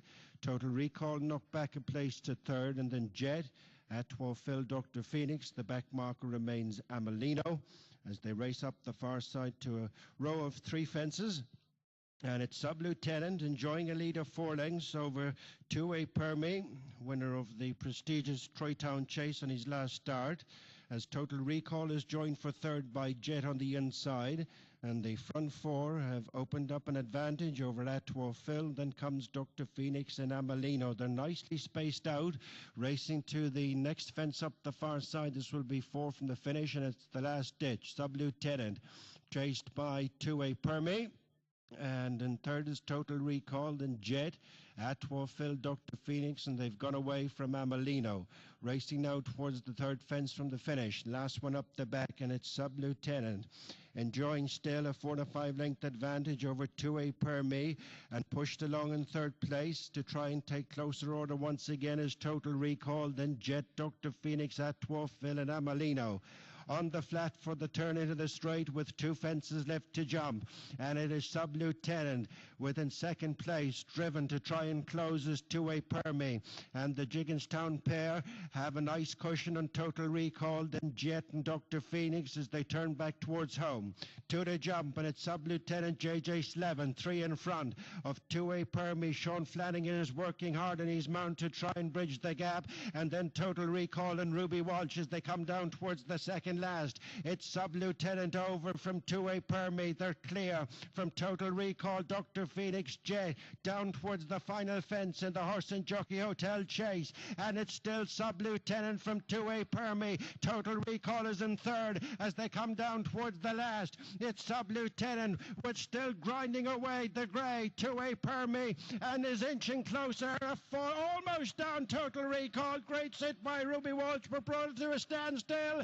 It's Sub-Lieutenant with 2A Permy on the near side. Sub-Lieutenant, 2A Permy, what a finish! 2A Permy on the near side of Sub-Lieutenant. They've put it to the judge. Jigginstown have won it one way or another. Then Total Recall, Atwell Phil, Jet, and then Dr. Phoenix and Amelino. It's a 1-2 for Jigginstown House Stud, but in which order? We will have to wait to find out. 2A Permy and Sub-Lieutenant, as they came to the line, could not be separated.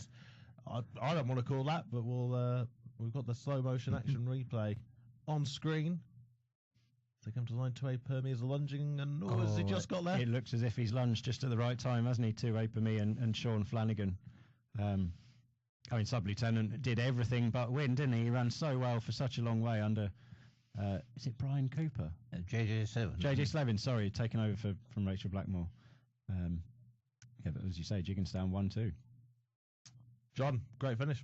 A tremendous finish, wasn't it? I feel sorry for Sub-Lieutenant, really, because he grinded it out in front, but a fine last sort of run-in push by Sean Flanagan, I think, has been successful in the last stride. He's riding very well, Sean Flanagan, and Will Selection put in a tremendous burst near the line. They did. We'll bring you that full result when it comes through. Exeter 220 is our next race. We've got a handicap hurdle on the way over 2 miles and 1 furlong. Catching time at 4-1. The favourite Cornelius Sox, 11-2. Money coming for that, and 6-1 for Nick First. So I've got a full market here now. Much better from a market reading standpoint. So I'll just do a few checks and I'll get down the selections. I've got 3 minutes till the off. No panic.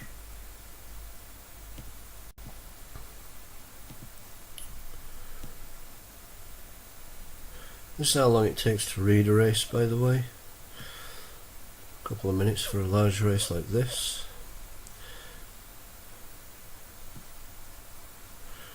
Okay, so we've got 20 Exeter.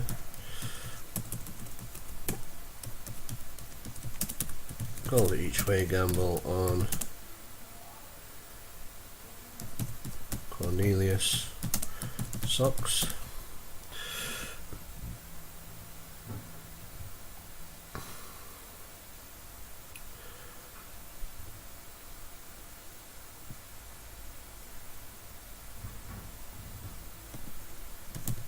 Called each way gamble on If and But.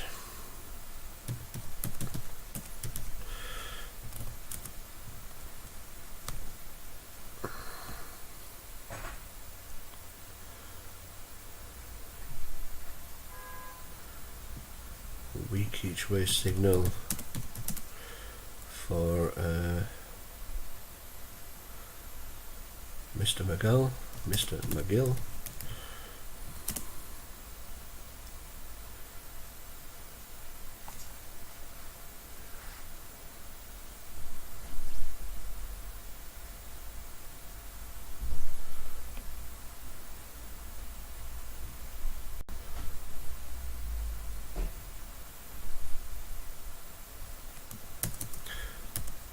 Possible reverse gamble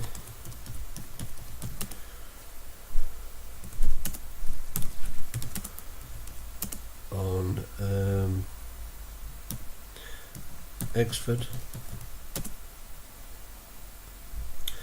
and call sign Charlie. Okay, 2 minutes for that read. Yeah. Guardian, no, 7-1. He's just edged out from 13-2. He's one of the zeros out of 20 or so. But, 0 for 32. 32, is it? Yeah. But he's got a sort of vague amount of ability. But I thought 4-1 was a perfectly good price for captain's time. Caption time. Well, it should be. You'd hope it'd be a sort of cowardly each way bet, wouldn't it? Really? Oh, say cowardly. It's coming tomorrow. He would have it up to his surefire each way. Not cowardly if it wins. That's true. That's true. It's cowardly before the event, though. Flag has been raised. We're set to go. It's going to rejoin them. They're off. A race away then. They have 8 flights of hurdles to take here. If and a But with the noseband gives chase to Diablerets with the green cap as they move down towards the first of the 8 flights of hurdles. Jumping over it now. Time for Champers in the black and orange was at the rear of the field. Vanderbilt, black jacket, running through into 3rd position, and then comes Catch in Time in the yellow, followed through by the quarter jacket of Mr. McGill towards the running rail in the black and yellow colours, and these then are followed through by round the outside top of the rocks. Still time for Champers at the back with orange sleeves.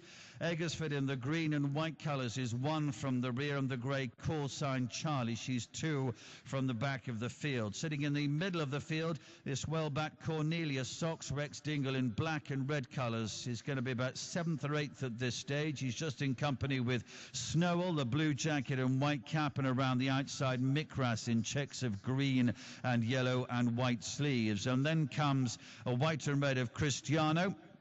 Guardians on the running rail, blue and yellow jacket. Then the last trio, call sign Charlie, Eggersford and Time for Champers. So still making this long run on towards flight number 2. Diablerets and James Best showing out in front. Leads extending the lead now, beyond by 4 or 5 lengths. If and a But, Mitchell Bastion, maroon and yellow colours, holding 2nd position as they enter the back straight, and then Mr. McGill, Ben Godfrey in the yellow and dark blue. It'd be about a length to the black jacket, James Davis on Vanderbilt, the yellow in the centre, Catch in Time, and then top of the rocks, maroon jacket, dark blue sleeves. Extreme right is Mikras with white sleeves. Then in the centre, the black and red Cornelius Socks, ahead of Bryony Frost, Cristiano, the white and red colours, and behind this is Snowell, Jamie Bargary, blue jacket and white cap as they meet now flight number 2. And getting over it and all over it okay. The blue and yellow check jacket is Cardian, David Noonan, as they quickly take number 3. The leader, Diabloretz, continues to be a good 4 or 5 lengths ahead of the others. Green and white, Eggersford, Brendan Powell and company with call sign Charlie and Patrick Cowley, and then Time for Champers. Richard Patrick continues to be the back marker. Jumping over the next one, the far side, all over it okay. Just a length lead now for Diabloretz as Mr. McGill has moved into second, and Catching Time is up into third from Iffinabad and Vanderbilt and Mikras. Cardian behind those. Between that pair then is Top of the Rocks, and they're followed by Rex Dingle on Cornelius Sox coming under pressure. Cristiano is next, trying to make progress around the outside. The whites and red. Cardian's running on a bit. The blue and yellow. Snowell is weakening, and then call sign Charlie running round the bottom turn, and weakening Diabloretz has now been passed by Mr. McGill. Here's Catching Time round the outside of it, one off the running rail. Mikras on the right, the white sleeves just in behind Top of the Rocks. In behind those comes If and a Butt, and then the black jacket of Vanderbilt making progress. Cardian comes into the straight behind these, and then comes the black and red of Cornelius Sox, but they move down to the last 3 flights of hurdles. Mr. McGill and Ben Godfrey are pressed by Mikras and Stan Shepherd, who's moved through to the lead in the white sleeves. Cardian on the left in blue and yellow. On the right, the black jacket is Vanderbilt. Behind those is Catching Time and If and a Button, then call sign Charlie. But Mikras, she has the lead of a couple of lengths here at the second last. Popped over it safely. Second place, Cardian from Vanderbilt. If and a Butt pulled up. There was Diabloretz. Behind the leaders is Mr. McGill, and then comes call sign Charlie. Mikras, though, comes down towards the last, but If and a Butt, Mitchell Bastion on the right with the noseband is coming through to mount a challenge. They're over the last from Vanderbilt in third place. Mikras under pressure coming into the lead, but now it's If and a Butt, and Mr. Bastion down the centre with the yellow cap has come through to win. If and a Butt the winner. Mikras in second. Third is very tight. Cardian and Vanderbilt are either side of Mr. McGill. If and a Butt wins there at Exeter in the 220. Is it to underline the quality of the race? We look at the form figures here. We got 4th, 5th. Okay, fair enough. That was in the bumper though. 10th, 9th, 8th, 11th, 10th, and now a winner. A winner for Mitch Bastion, Philip Dando at Exeter in that 220. Yeah. Admittedly, he showed up okay last time at Hereford. He was beaten 36 lengths in the end, but that was over 2.5. So the drop to 2 miles in a poor grade, with all due respect to Connections, has clearly worked the miracle. They've got a feel for Matt Shepherd and Mikras. Matt Shepherd hasn't had a winner since. So the gamble landed there of 2 gambles, If and a Butt. Obviously the other one looked to be a false gamble. I think it was out the back there. So we got 13-2 on that. So essentially 11-2 winner there, minus the loss on the gambles. Like I say, very secure bets, these gold gambles. And just have a look, see what happened over at Ireland in the no bet. Yeah, 2 tests premise, the gold win gamble and the fix landed just by a shoulder. Got the job done. I'm just going to alter the settings and then come back for the next race. So we're back, and we'll just try that for the recording. And the 2:30 air read then. I've got 3 minutes to do a big market like this.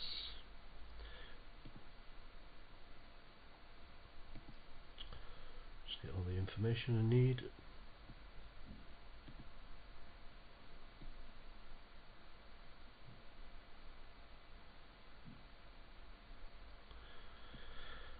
Okay, 2:30 air.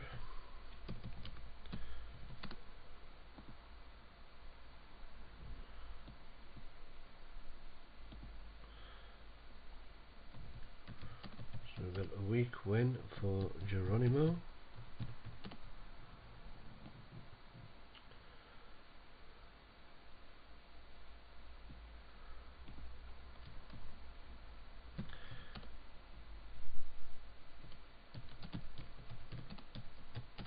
Teddy T on a strong each way.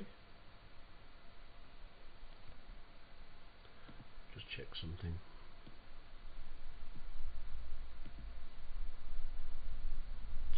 Okay, so no bet race because of the non-runner. Is it a handicap? Yep. So we would be looking towards the reverse gamble in this race.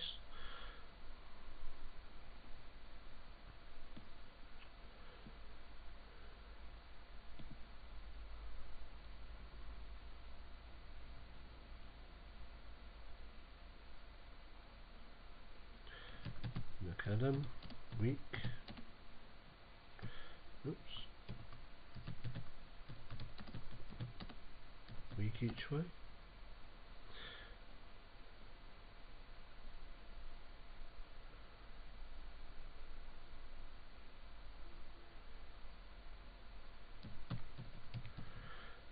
Big open handicap this. We do go for the strong ones in these kind of races.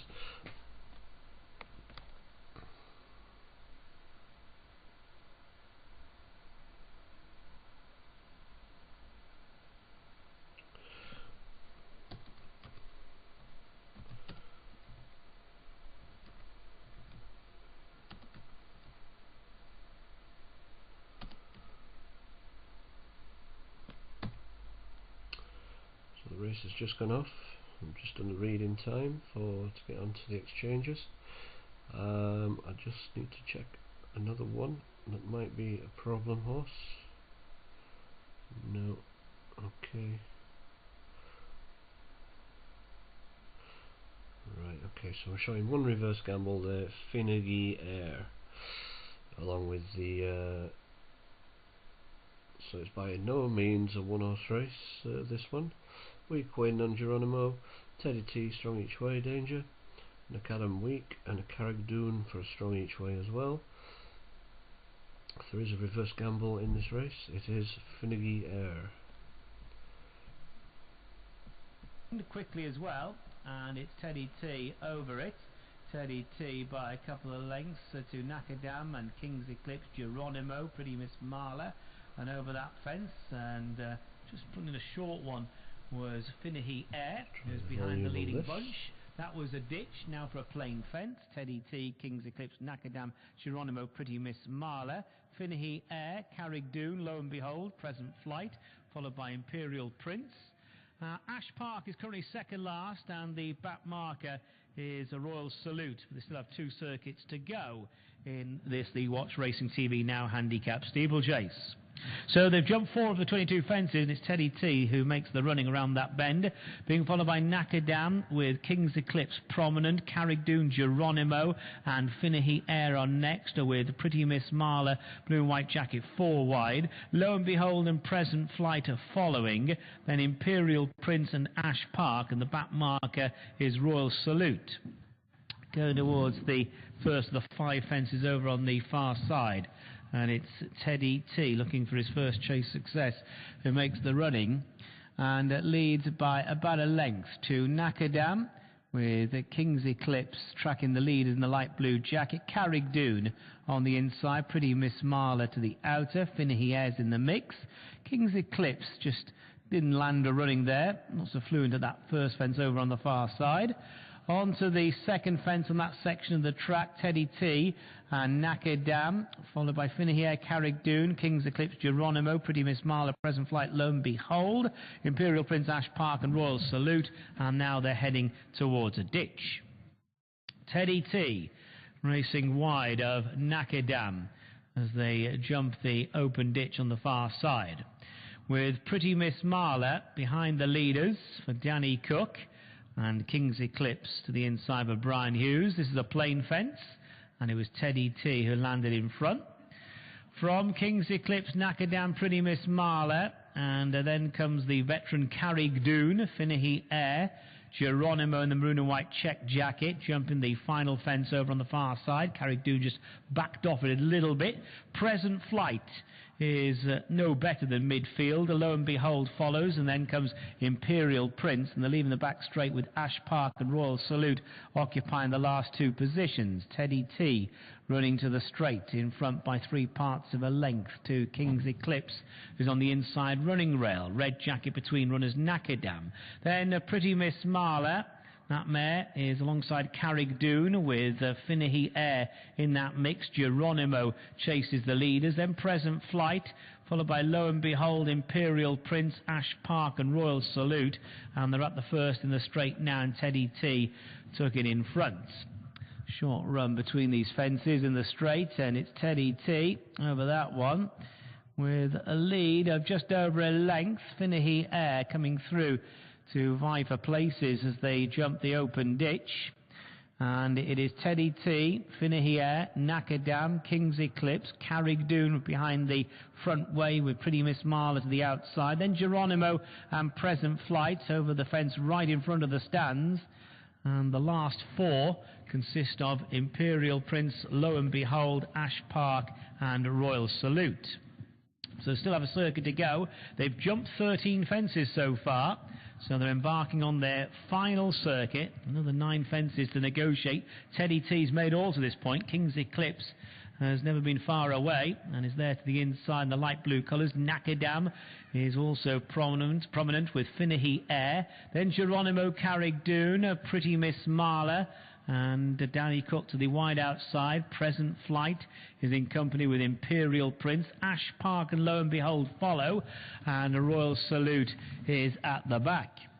So they go into the back straight, and they're keeping close company in this staying race, and it's Teddy T by 3 parts of a length to King's Eclipse and Nakadam, and then Finnahy Air, Pretty Miss Marla and Carrickdoon jumping the first on the far side. Geronimo now in mid-division, just been shaken up momentarily there, followed by Imperial Prince, and then Present Flight to the inside, White Sleeves, Ash Park, Lo and Behold and Royal Salute, and the jump in the second fence over on the far side, and Teddy T was the one in front there. Present Flight made a mistake, and they're now heading towards the ditch on the back.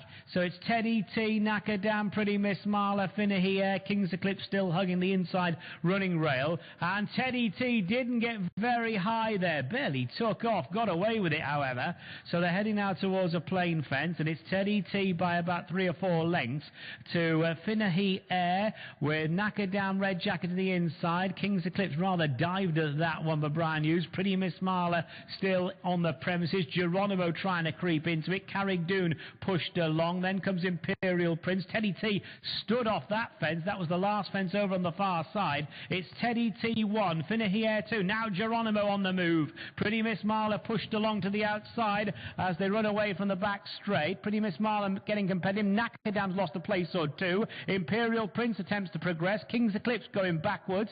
Carrickdoon and Present Flight together. Then Ash Park, Lo and Behold, and the one struggling is Royal Salute. Has been struggling for some time. Top of the straight. Here comes Geronimo to put it to Teddy T with 4 to jump. Pretty Miss Marla. Imperial Prince is closing in on the leaders as they head towards the final 4 fences. So 4 from home. Geronimo is in front of Teddy T there.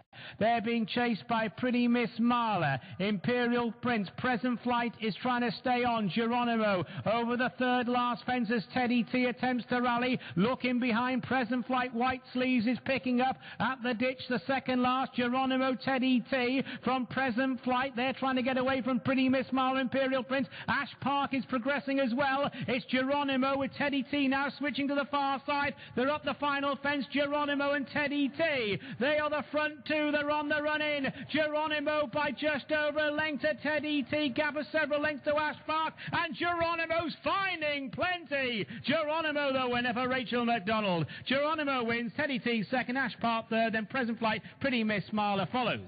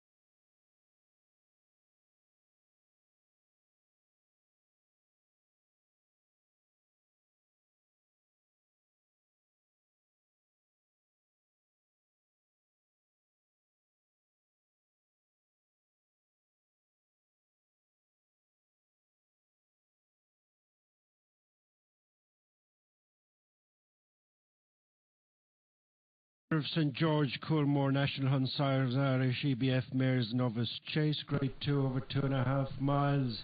And it's yesterday's Navan scorer Nelly Pledge disputing the lead with Camellia de Cotte. These two in front of Grey Waters, who's being followed by Ellie Mack and Tell Me Annie on the inside of Mary DeVee in between horses. At the back of the field, Oh Me Oh My. Racing up the far side to the first of 10. Again, the third last omitted. And it's Camellia de Cotte, bowling on now a couple of lengths in front of Nelly Pledge, being followed in third place by Grey Waters. Then after a gap we find Tell Me Annie on the inside of Mary DeVee, and then Ellie Mack and Oh Me Oh My. Racing up towards the second fence, the first of two ditches, Camellia de Cotte is the leader from Nelly Pledge, Grey Waters, Mary DeVee, Tell Me Annie on the inside of Ellie Mack, and then Oh Me Oh My.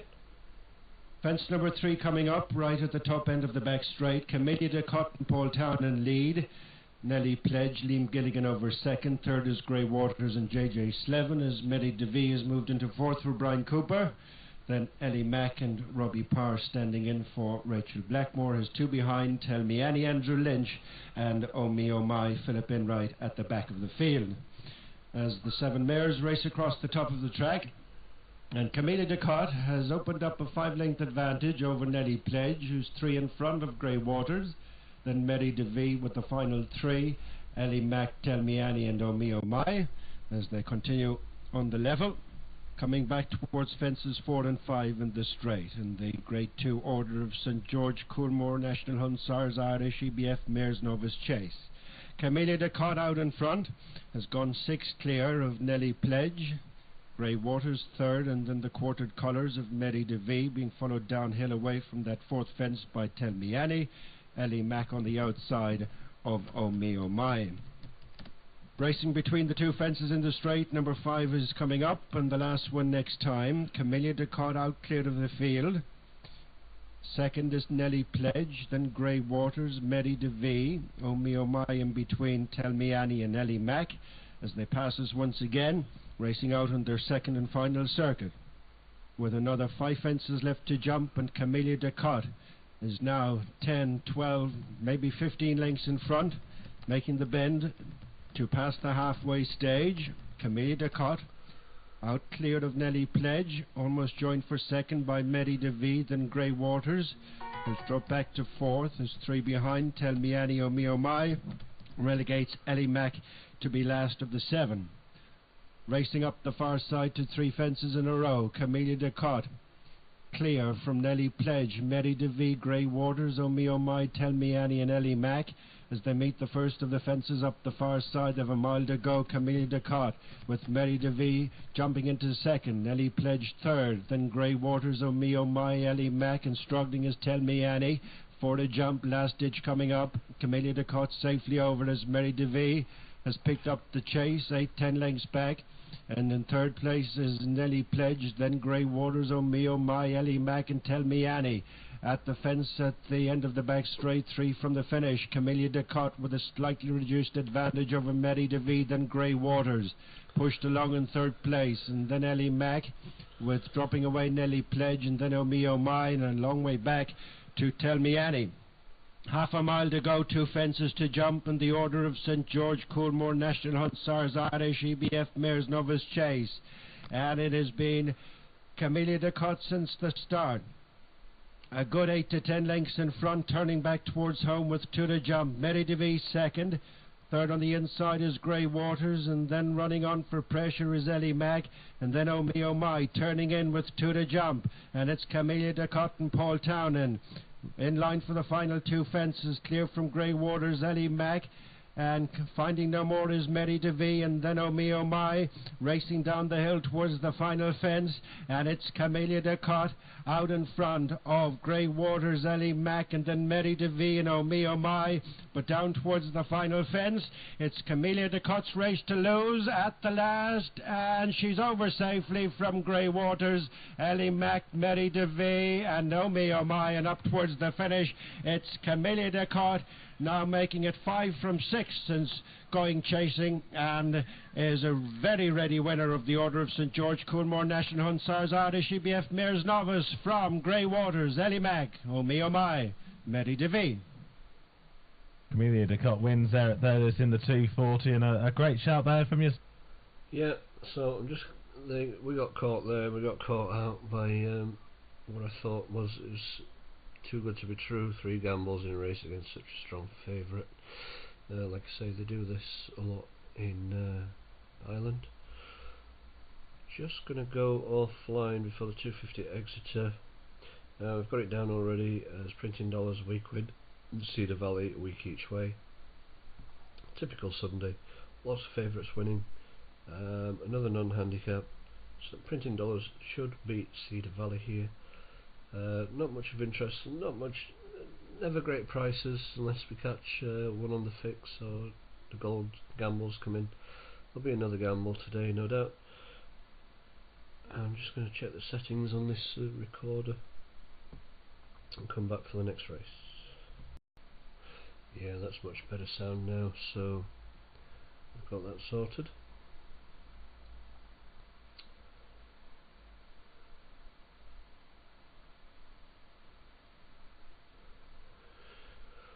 So I'm just continuing to watch the market here. Let's check something here, because we might have Cedar Valley a bit stronger here, beating Printing Dollars.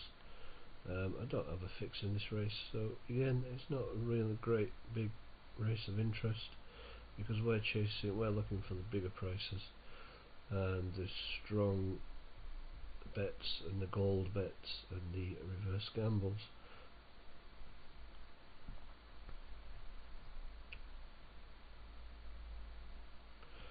Yeah, there's not much here, so just check Cedar Valley.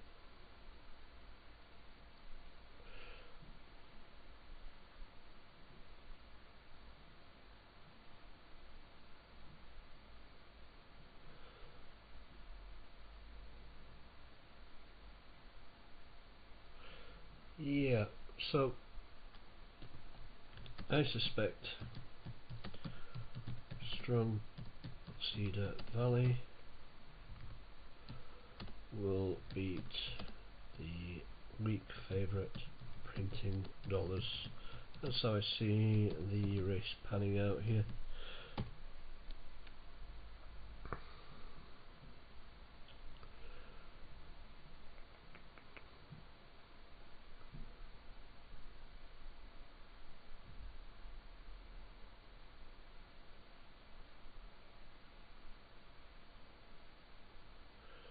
Oh, I'll just check that. So, a connection with the yard recently, and having the champion jockey on board is not something to be sniffed at. No bad thing, is it? No. Right, we are nearly ready to go. They were set about 5 minutes before the race. Impressive punctuality from Exeter ahead of this 250. Listening to Racing Radio. Don't forget, studio at williamhill.com. My voice. That's studio at williamhill.co.uk is the email address. I'll try to make sure I still have a voice after this Exeter Maiden hurdle. For Mares, where the runners are coming down towards the tape, so we're nearly set to go. We'll find out if Printing Dollars can justify odds on favouritism. We've had a few short price favourites going today. Are we about to have another? Let's find out with Ian Bartlett.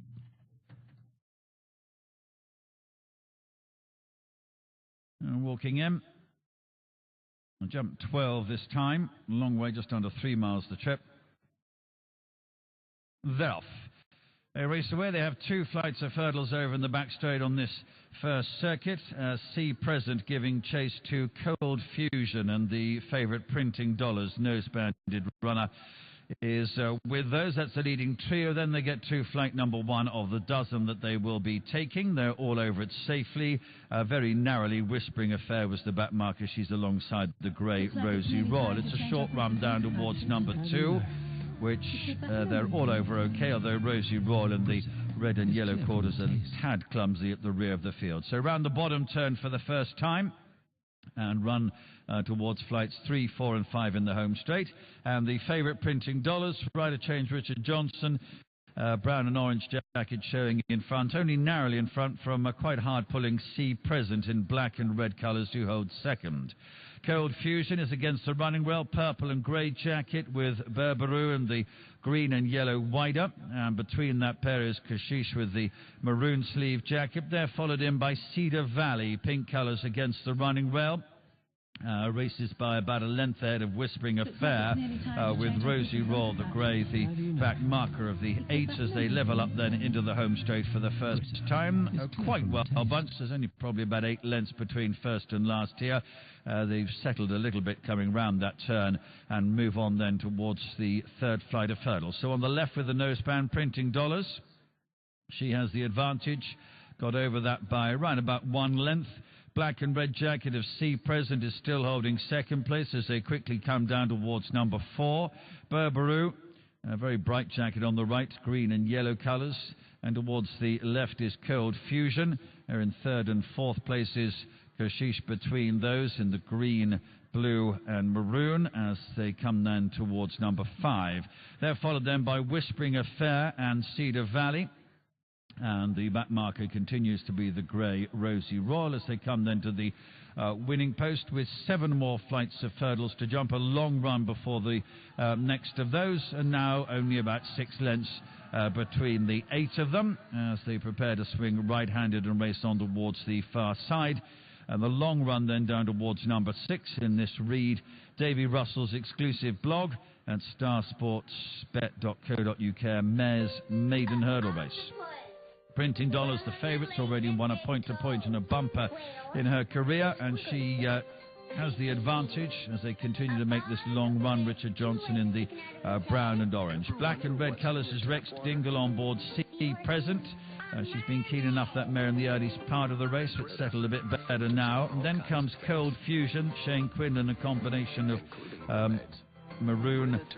purple, grey and pink colours, just about in third position. Berberu, David Bass, and the green and yellow continues to be widest on the course. Kashish and Sean Houlihan, the maroon sleeves and maroon cap is next, and then the pink is Cedar Valley. Mihal Nolan against the running rail. The light blue, Robert Dunn on Whispering Affair, just narrowly ahead of Harry Teal on Rosie Royal, the grey. Colours are quarters of yellow and reds, and still only about 6-7 lengths behind the leader, which continues to be Printing Dollars as they now make the last bit of the turn into the back straight and begin the downhill run towards this time 4 flights of hurdles in the far side they have. So still very well bunched. Printing Dollars still just showing in front. Has the advantage of less than a length to Sea Present in second. Berberu, the green and yellow, and then Cold Fusion, Kashish between those. Cedar Valley in the pink, just being ridden along every now and again, running a bit in snatches, and then comes Whispering Affair as they move then to the first over the far side. This is number 6 of the dozen they'll take, and Printing Dollars steps over it comfortably in front. Quickly down now towards number 7. Berberu's on the right. Between the pair is Sea Present, and then Whispering Affair, light blue, starting to get a little bit closer. Next is Cold Fusion and Kashush, and then Cedar Valley in the pink's been struggling for a little while, is in company with Rosie Raw. They've completed a circuit now. They get to number 8, Printing Dollars, up and over safely. Still only about 7-8 lengths between them at most, with second very narrowly Sea Present, although Cold Fusion in the purples coming through to challenge as they jump the last on the far side. Berberu was next, then Rosie Royal, Whispering Affair and Cedar Valley, the second and third favourites, the last couple of runners at the moment as they run round the bottom turn. So it's still Printing Dollars. Odds-on favourite continues to be in front, leading to Berberu and then Cold Fusion. Now Whispering Affair, light blue, starting to motor a little bit, coming through into fourth round the outside of Kashush. Behind those is Rosie Royal, and now Sea Present in the black and red has dropped to be the back marker, and Cedar Valley inherits 8th position. Around the bottom turn on towards the home straight, and 3 more flights of hurdles. So still Printing Dollars, favourite showing in front. Leads Berberu and the green. The light blue on the right is Whispering Affair getting closer. Cold Fusion, running the best race of her career so far, is bang in there with these leaders as well as they move down to the third last. Printing Dollars at the third last. got it slightly wrong, but it was over safely by almost 2 lengths to Burberoo in second and Whispering Affair in third. At the second last, Printing Dollars about 3 lengths ahead to Burberoo and also Whispering Affairs trying to get into contention. And now Printing Dollars having to be shaken up as they move down towards the last flight of hurdles. Still has a lead of about 3 lengths to Whispering Affair and Burberoo together in second and third places. Inside the final furlong then it is. Printing Dollars continues to be in front, leading by 2 or 3 lengths and is going to make all. So Printing Dollars the winner. Very tight for second. The green is Burberoo, the light blue is Whispering Affair. They're clear from Kashish in fourth. Printing Dollars takes care of business there at Exeter.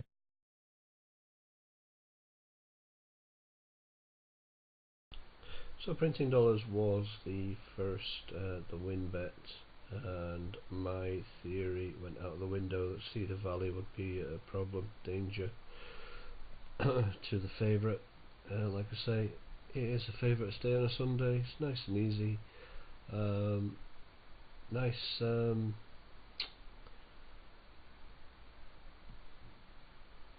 steady away favourites. When favourites signal, of course. They're quite confident bets when I say favourite signals on a Sunday. Now I'll come back to this air one because I need just a minute. I've got a code 1 signal here at the minute. Code 1 win bets, the 10 and the 4.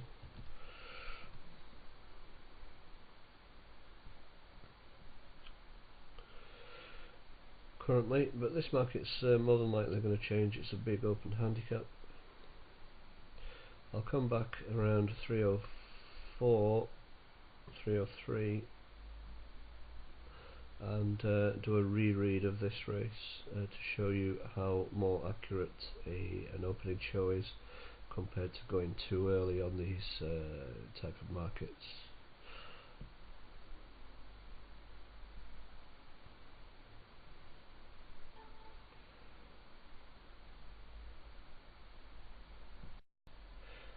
Okay, I'm back a little bit late for the 305 at air. It's just gone off. We'll join the commentary shortly. And a quick scan through the market to make sure it's still the same as the early read.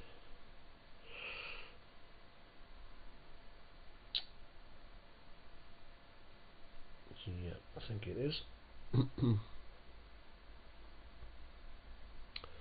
Well above par, still the strongest each way of these on the book. So let's see how it runs. Move towards the second, and that's the first fence, the plain one. Pookie Pekin well above par. Yui Teotl reaching for it, that's the grey. Hills of Dubai, Orion Inverness and the Fiddler's Bow are chasing the leaders as they make the run to the first of the ditches, and the Pookie Pekin is in front. Over they go with well above par and Yui Teotl together, and then in the pink sleeves the outside, that's Fiddler's Bow. Orion Inverness chases the leaders in the green and yellow jacket. Then Angus Milan, they take another plain fence. Leskin Fear is off the pace in front of a Bull's Head, and Calavini, who's looking to complete a hat-trick of wins today, has already had 1 or 2 reminders going over the fence at the end of the back straight. A plain one, stringing out a little bit, and it is Pookie Pekin the leader.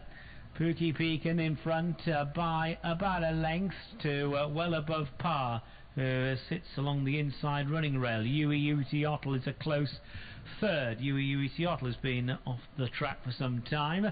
Fiddler's Bow, a course winner's in behind them. A dual course winners, Hills of Dubai, who goes the shortest way. Orion Inverness and Angus Milan are following as they make this run now to fence 6 of the 18. And the leading bunch are a few lengths ahead of Bull's Head, Leskin Fear and Calavini. So they're jumping the first in the straight now, well above par the inside of Pookie Pekin. Heading now towards the second fence on this section of the track. Well above par just in front of Pookie Peakin, and then Fiddler's Bow, Yui Teotl. Angus Milan attempted to take closer order as they take the ditch. Fiddler's Bow there just really reaching for the open ditch up along the outside. Leskin Fear made a mistake, running now to the final fence on this circuit, and as they come to it, well above par, Pookie Peakin, those two, and well above par, a bit chancy.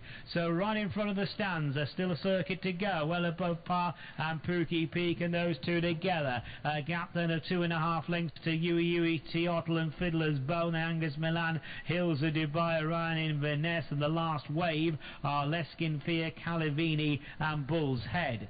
So on to their second circuit, going towards fence number 10, and they're fairly well bunched now, and it is Pookie Peakin is back in front of well above par. Those two are followed closely by Yui Teotl and Fiddler's Bow.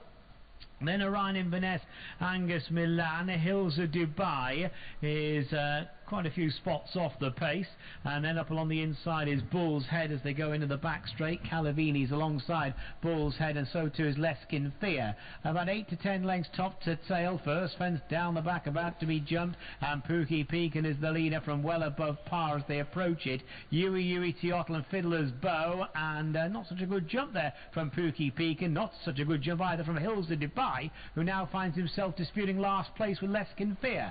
Going towards the second fence over on the far side, Pookie Peakin well above par over and in front. The back markers both made mistakes, Leskin Fear and Hills of Dubai, and they're now heading towards the open ditch. Halfway down the far side they go, and it is Pookie Peakin well above par coming towards the ditch. Fiddler's Bow next. Hills of Dubai has called it a day, pulled up at the open ditch. Two more to jump over on the far side. Here's the grey, Yui Teotl wants a slice of the action as well. Pookie Peakin, Yui Teotl well above par. Fiddler's Bow widest of all.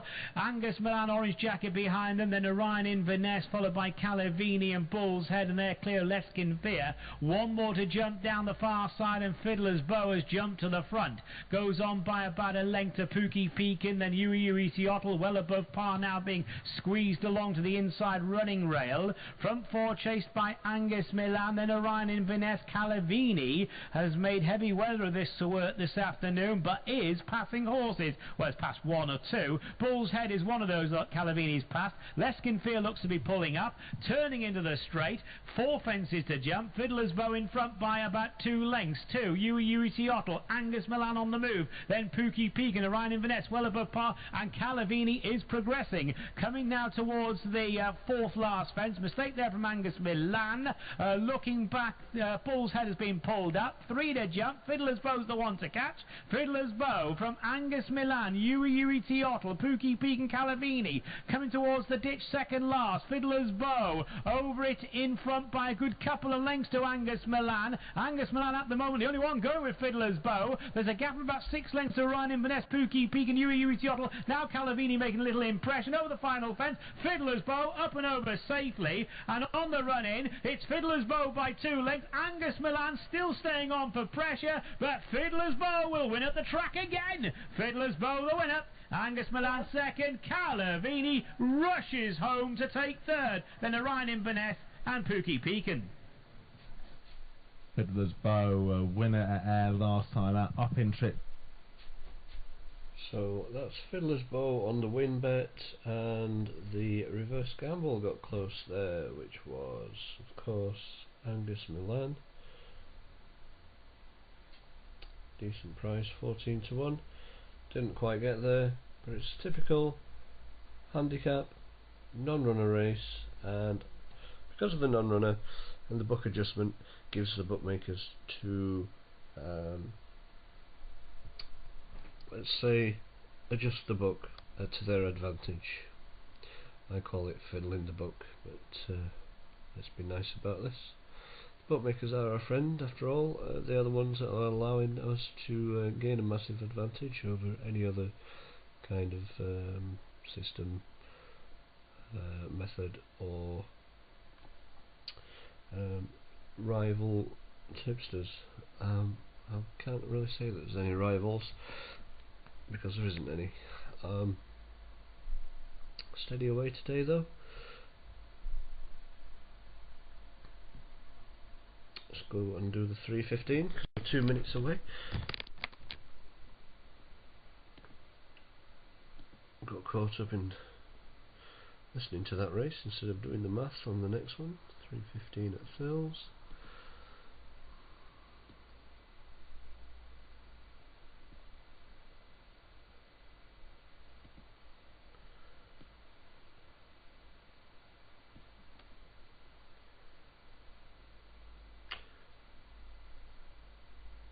I don't know who's riding Surf Instructor.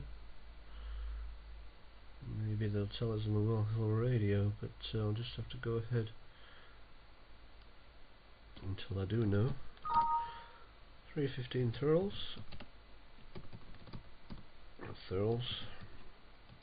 They tend to go off right bang on time as well in Ireland, so I'll just rush through this one.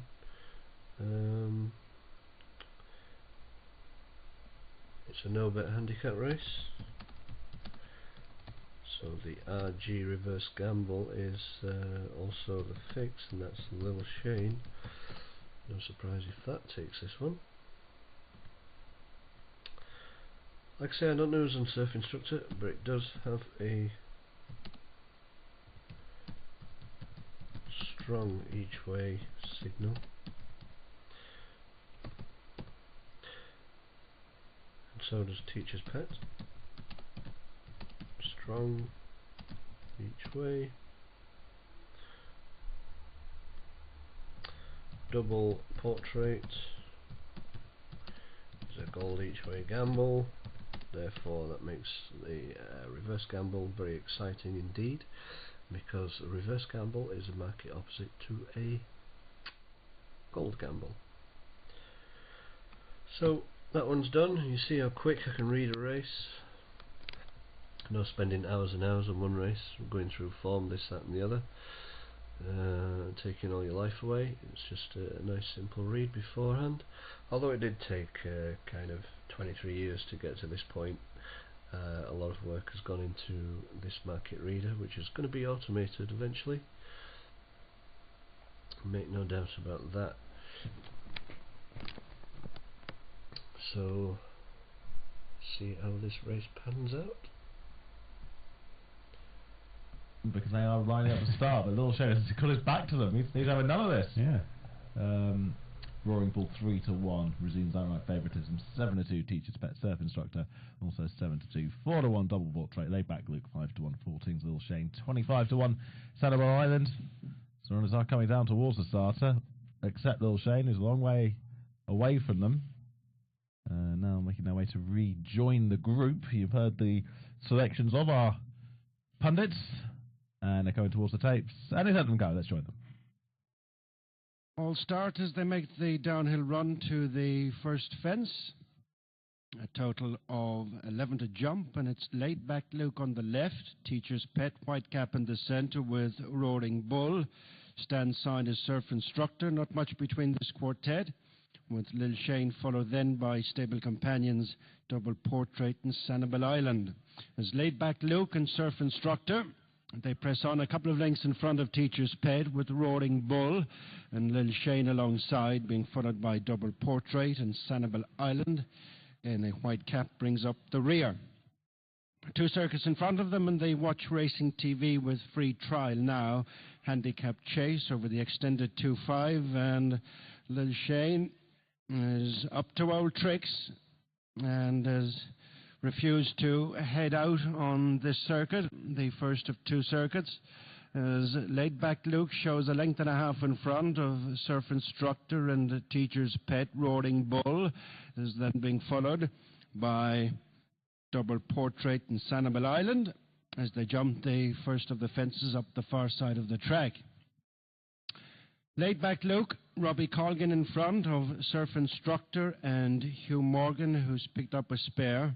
And then Teacher's Pet, Luke Dempsey, and jumping up in between horses, Double Portrait and Danny Mullins. And to their outside is Roaring Bull and Jack Kennedy, back marker Sanibel Island and JJ Slevin. At the fourth, at the highest point of the track, and it's Surf Instructor. Joining issue with Laid Back Luke, a length in front of the next pair, Teacher's Pet and Double Portrait, then Roaring Bull and finally Sanibel Island. Again, missing out the fence across the top of the course is Laid Back Luke. Is back a length or so in front of Surf Instructor, then Roaring Bull, who's on the outside of both Double Portrait and Teacher's Pet. And this quintet have opened up a break of 5-6 lengths over the back marker Sanibel Island as they return to their point of departure, and the two fences in the straight coming up. They have another 7 left to jump, and it's Laid Back Luke followed by Surf Instructor in the white and black colours, then Roaring Bull and Teacher's Pet away to the left, and then in between horses Double Portrait and Sanibel Island has just been ridden along at the back of the field. As they come now to the fence, that'll be the last one next time, and the Watch Racing TV with Free Trial Now handicap chase. Laid Back Luke leads a tightly grouped field to the fence. That'll be the final fence next time. Surf Instructor second. Then Teacher's Pet. Roaring Bull gets a reminder, gets another reminder, and in between horses Double Portrait and then Sanibel Island. Racing out on their second and final circuit, with 5 more fences left to jump as they're past the halfway stage. Laid Back Luke by 3 parts of a length to Surf Instructor. Another 3 parts of a length back to Roaring Bull on the outside of Teacher's Pet. And then the stable companions Double Portrait and Sanibel Island trying to catch up and rear. Racing up the far side with 5 to jump. Laid Back Luke, Roaring Bull on the outside of Surf Instructor, who's banged there in between horses. Then Teacher's Pet, Double Portrait and Sanibel Island. As they reach the first of the 3 fences up the far side, they've got a little over a mile to go. Laid Back Luke up there with Surf Instructor throughout. Roaring Bull is taking a keen interest on the outside, then Teacher's Pet, followed by Double Portrait and Sanibel Island. Last ditch, 4 from the finish.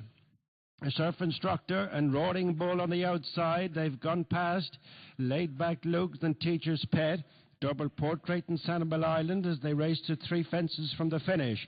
Nothing between Roaring Bull on the outside, who got in close. Surf Instructor emerged with a half a length to spare over Roaring Bull, and then Laid Back Luke, Teacher's Pet, Double Portrait the outside, and then Sanibel Island. As they race on to their final half mile, they have a good run to the second last, and it's Roaring Bull, Jack Kennedy on the outside with a very small advantage over Surf Instructor and Hugh Morgan.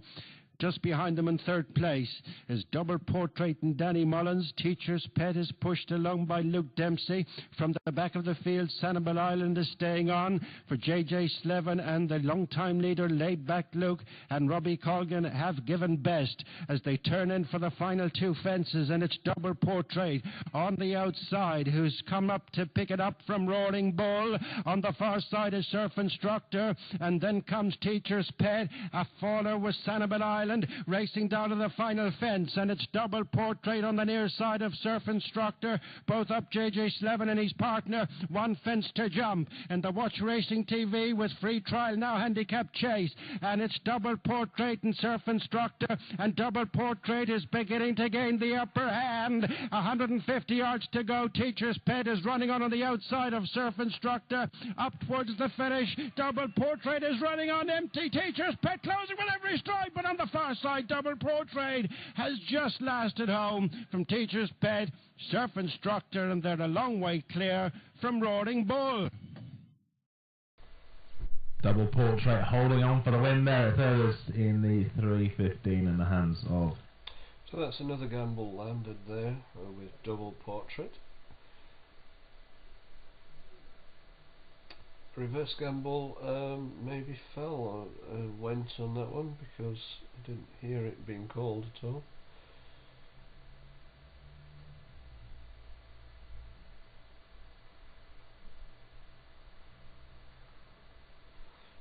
So we'll have a look at the Exeter race, 3:22 off at 3:25.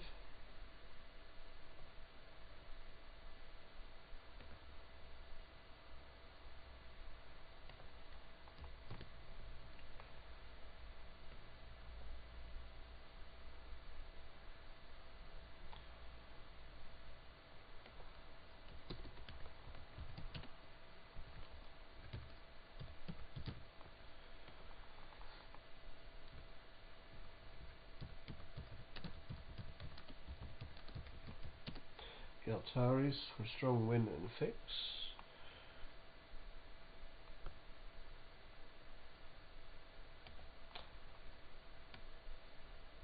Novice Chase, non-handicap. It's a no-bet race.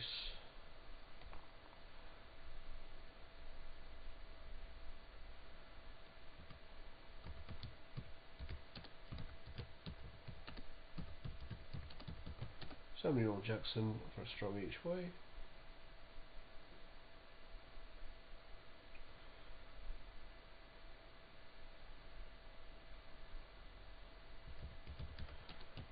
Golden Sunrise for strong each way. These could be just book adjustments, by the way, in a no-bet race. That's why we take caution.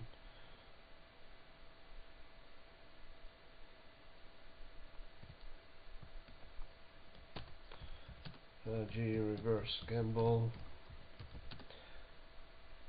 is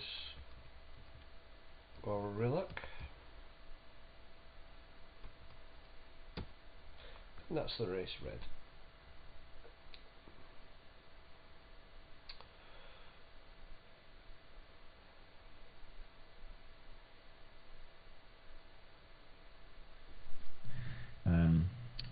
The respect maybe that he should command. So maybe in the first time cheap pieces I'm going to take a stab each way at Samuel Jackson.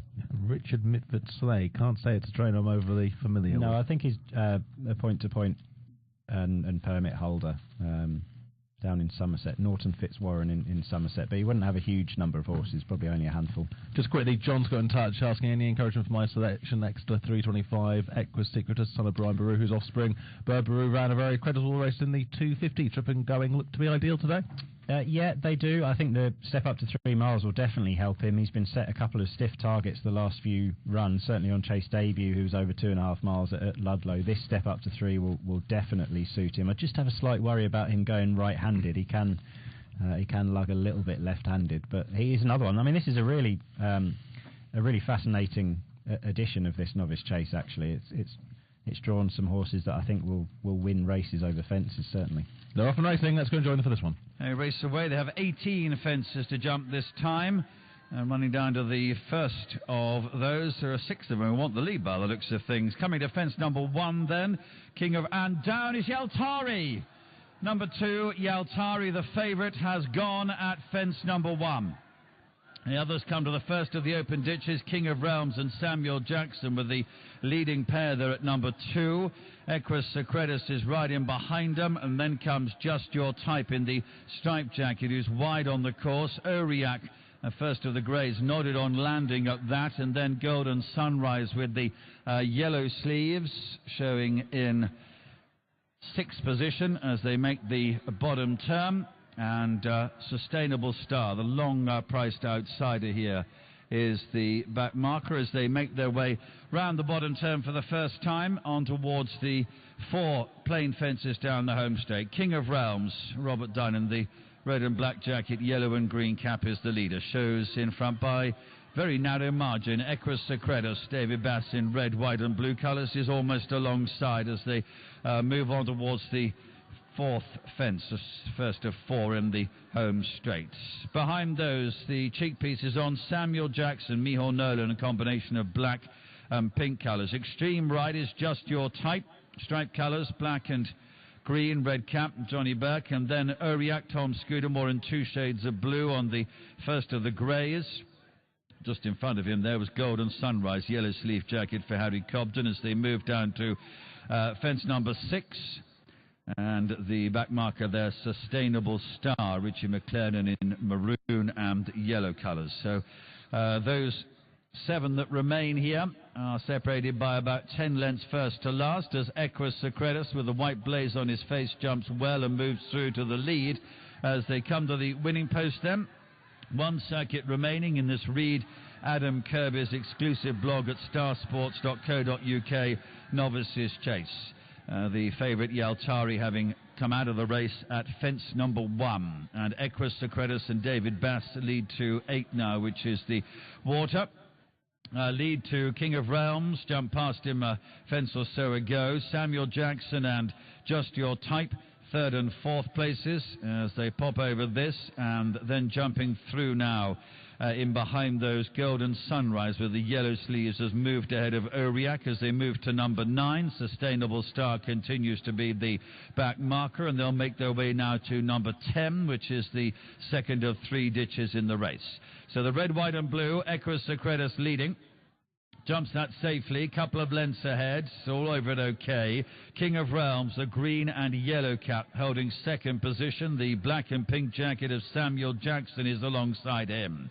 Just Your Type is next. Striped jacket, black and green with a red cap, and getting closer to him is Golden Sunrise with the yellow sleeves, up in now into 5th position. Aurillac is 2 lengths behind him. And the big odds chance, Sustainable Star, continues to be the back marker, though would be about 10 lengths behind the others now, who are beginning the run down the back straight, where they have 4 fences to take this time, and the next one they jump, a plain fence, will be number 11. Equus Secretus continues to lead, although the second runner, King of Realms, a lot closer now, only about a length at most behind in second place. On the right there is Just Your Type with the red cap. Samuel Jackson right in behind those, continuing to make progress is Golden Sunrise towards the left in the yellow. Aurillac is alongside but is being ridden along as they come up then to now fence number 11. Equus Secretus only just in front to King of Realms, and then Just Your Type and Samuel Jackson, 2 lengths behind those to Golden Sunrise and then Aurillac as they've now completed a circuit. They've got 7 more to jump. Here's fence number 12 coming up. Running on towards it, Equus Secretus got it wrong. King of Realms didn't jump it too well either. Samuel Jackson is 2 lengths off them in third as they move to 13, which is an open ditch, and in behind those is Just Your Type. Equus Secretus asked for a big leap, didn't really get it, but managed to get over it ahead of the others. King of Realms in second, and then Just Your Type and Samuel Jackson as they take the last in the back straight. Behind the leading quartet is Golden Sunrise. Aurillac is next. Around the bottom turn, there'll be 4 of them closely matched. They are the red, white and blue of Equus Secretus, the red and black jacket, green and yellow cap of King of Realms, the plain red cap round the outside of Just Your Type, and in black and pink, Samuel Jackson is right in with us as well. There's only about a length and a half separating that quartet. They are clear from Golden Sunrise, who's labouring a little bit at this stage in 5th place as Equus Secretus weakens. Here's Just Your Type to take on King of Realms as they level up with 4 plain fences to jump. Samuel Jackson's 5 lengths behind him, and behind him comes Equus Secretus and still Golden Sunrise in 5th. 4 to jump. On the right, Just Your Type. On the left, King of Realms. They were together. Third last coming up. Samuel Jackson under pressure behind him in third. And now Just Your Type has moved into a 2-length lead. Goes on the King of Realms in second. This is the second last. Just Your Type comes towards it and goes. Just Your Type has fallen, number 6, when in the lead. It leaves King of Realms leading to in second place Samuel Jackson, and don't rule out Golden Sunrise. Coming towards the final fence now. King of Realms is weary in front. On the right, Golden Sunrise. On the left is Samuel Jackson, and Samuel Jackson led at the last. Aurillac a mistake in 4th. It's Samuel Jackson and Micheal Nolan in front to King of Realms in second place. Tied horses here, but Samuel Jackson is the winner. King of Realms in second. In third position, Golden Sunrise, and Aurillac was closing, but it was only 4th. Well,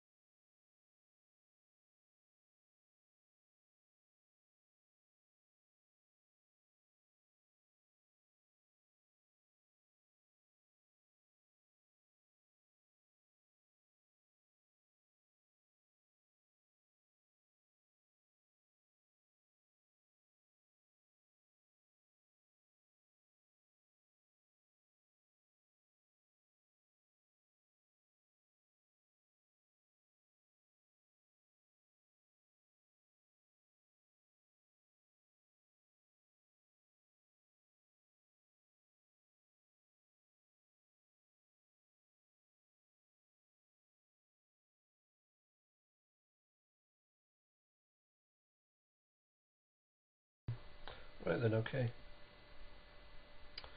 Let's read the 340 air. We've got Chocolate Noir on a weak win. Emma Beek is a gold each way gamble.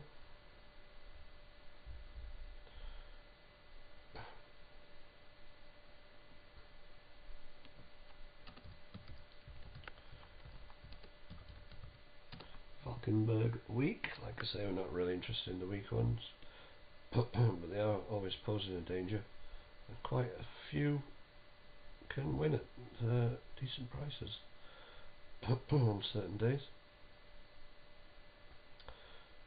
So never fully out of it, but I do have to record them because they do pose a threat. So I'm just going through this market now. No Mac is weak as well. A lot of these weak ones as well. When I get opening shows, I can. The reason I put them down to record, I don't have much time on an opening show, so I have to work fast. So I can quickly look at these, see if they got any stronger signal.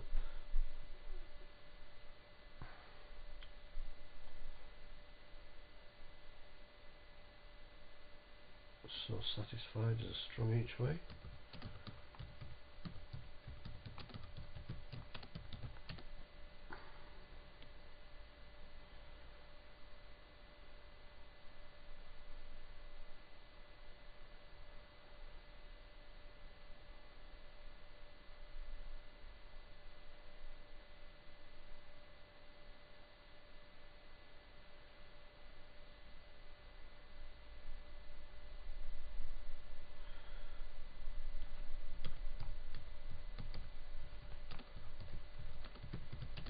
Cavalry Scouts is a gold each way gamble as well. It's quite an open race.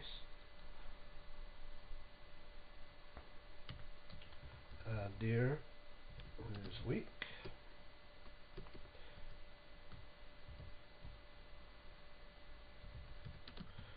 The thing that takes the most time up, and we are switching to full-time radio soon, but I do have to get these recorded in black and white, is the horses' names. They're not particularly easy to type out. I have to get them right, or nearly right.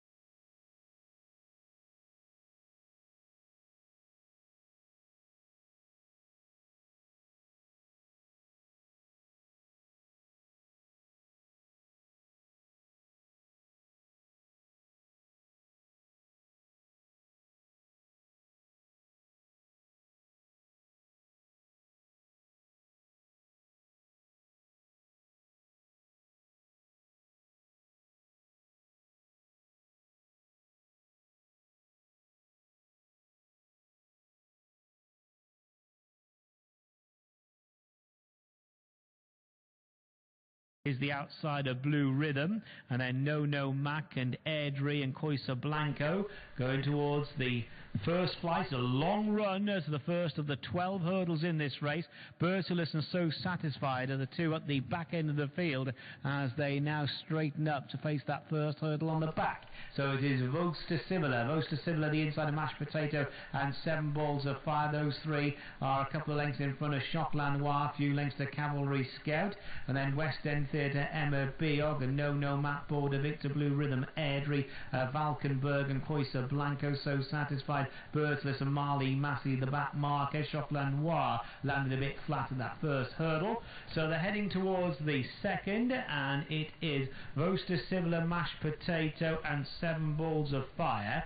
Choc Lanois, Blue and White Silks to the outside. Wider that one is Emma Biog as they jump the next. In behind the leading few, No Mac, Cavalry Scout, West End Theatre, Airdrie. Valkenburg is racing fairly wide in the purple and green. Border Victor is in midfield, brown and yellow check colours. Blue Rhythm no better than midfield. Coisa Blanco, So Satisfied and Bertulus follow, and Marley Massey is the back marker. Valkenburg just backing off that flight there in mid-div to the outside. So it's Mashed Potato, 7 Balls of Fire and Choc Lanois. Those three have moved on by just over a length of Voster Similar, who's on the inside of Emma Biog. Gap then of a couple of lengths to Cavalry Scout, then Airdrie, No Matt, Blue Rhythm, and Valkenburg is 4 wide, Border Victor 3 wide. Another couple of lengths to West End Theatre, who's back a few places now. Then Coisa Blanco, So Satisfied, Bertulus and Marley Massey are disputing last, and the leaders turn in.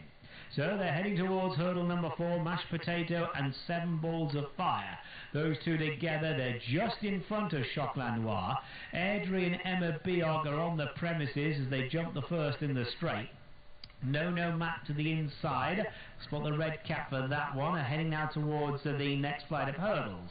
So as they come to it, it's 7 Balls of Fire, Mashed Potato and Choc Lanois. And Choc Lanois has now jumped to the front. So Choc Lanois in search of their first win over jumps. 7 Balls of Fire, Mashed Potato, Voster Similar neck, then Emma Biog and Airdrie. No Mac, Blue Rhythm, Cavalry Scout, Border Victor, Valkenburg. So Satisfied is a little worse than midfield with Coisa Blanco. West End Theatre's got 2 behind. They are Bertulus and Marley Massey, and they've got a lap to go. 6 hurdles left to jump, and it is Choc Lanois who leads for Danny Cook, and leads by almost 2 lengths going to the turn. Mashed Potato, yellow and purple silks to the inside running rail. 7 Balls of Fire there, just being cajoled a little bit to the outside. Emma Biog is wide of that one. Going into the turn, behind the leaders is Cavalry Scout, then Airdrie with Voster Similar still on the premises. Blue Rhythm is back in mid-division, green and white jacket. Border Victor midfield, and then So Satisfied, Coisa Blanco, West End Theatre, Bertulus, and last of all is Marley Massey. So it's Choc Lanois into the back with a lead of just over a length.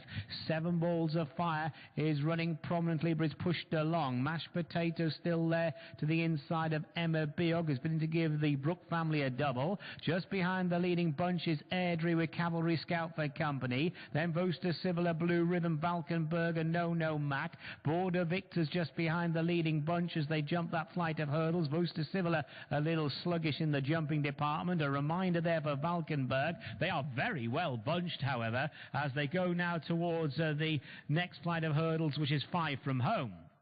So coming to it, and the leaders change. Choc Lanois lost the lead very quickly, and now it is Emma Biog to the outside of Blue Rhythm. Mashed Potato still prominent. Valkenburg has been there, then goes back, runs in snatches. Cavalry Scout being pushed along. No Mac is next, and then 7 Balls of Fire is still just about there, but pushed along.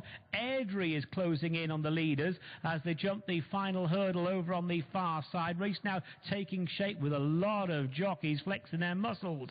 Emma Biog Biog and Henry Brook in front. He's one jockey not flexing his muscles at the moment. Leads by about a length to Blue Rhythm in second spot. Cavalry Scout to the outside making an effort. Valkenburg in fourth. Just behind the leaders comes Airdrie. Border Victor's passing runners. Border Victor followed by So Satisfied in the pink and grey jacket with work to do. Mashed Potatoes backpedaled. Boaster Civil is next. No Mac and Choc Lanoir are backed out of the race as well. 3 furlongs to go. It's Emma Biog in front by 3 parts of a length. Valkenburg now a close second. Cavalry Scout third. Airdrie 4. Blue Rhythm there 5. Border Victor blunders when making an effort to the inside. So Satisfied is trying to stay on with work to do. Then Boaster Civil, who's followed by Choc Lanoir. But Emma Biog is in front of the second last. And a little loose on the lead as well. Emma Biog getting away. Emma Biog scampers about 4 or 5 clear of Airdrie, Valkenburg and Cavalry Scout. Then Border Victor with work to do. So Satisfied.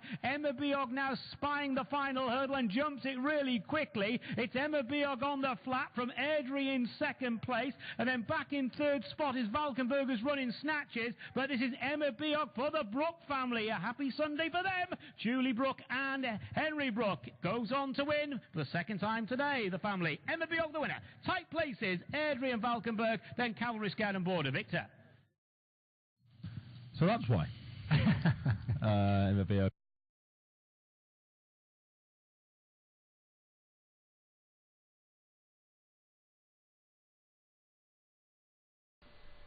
So I did fail to recognise that that was one of the fixes. Now, with it being a fix and a gold each way, Emma Biag, I'd already typed it out, as you can see there.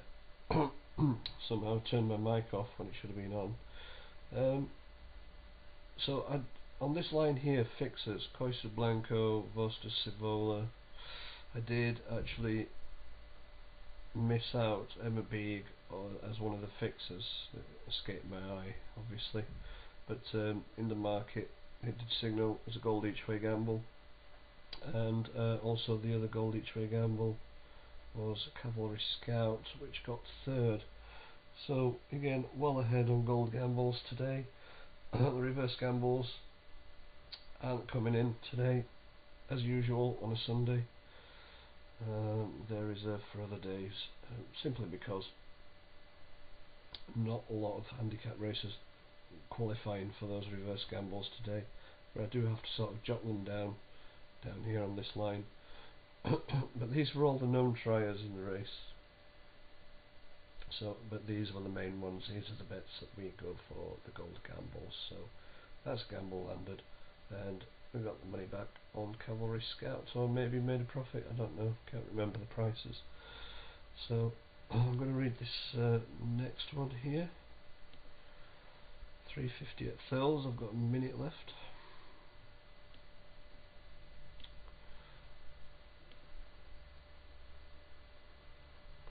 I've got a strong win on the favourite, a strong each way on Gwen Sully Burbus. Max Legend a weak each way, and Chosen Dream and Myron's on the reverse gambles, but again it's not that kind of race, so it's a hunter's chase. So the favourite should take this, and the rest and the next should be each forecast money.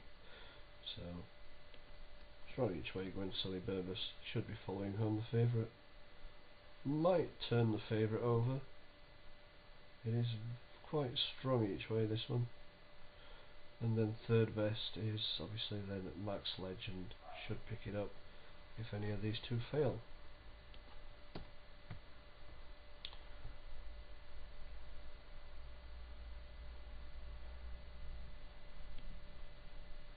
Point to points, particularly though between the flags. Point to points, one of the top amateurs together with Jamie Codd, and I think he'll give his mount, as usual, a very good ride indeed. So Derek O'Connor's mount could well chase home the favourite, but I'm with the favourite. I think it'd be very hard to beat. Closest market rival, Gwen Sully Burbus, who was second in a point-to-point win last night.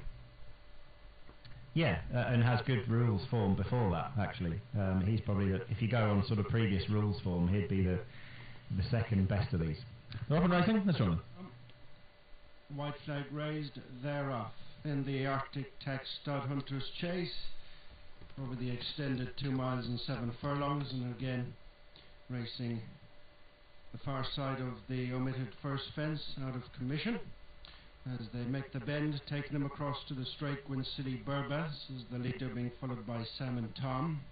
A break of 4 lengths or so to Cello Conti on the outside of Sidetracked as they set their sights on the first of 12 fences. Gwyn City Burbas over in front of Sam and Tom, Sidetracked, and gone at the first Max Legend.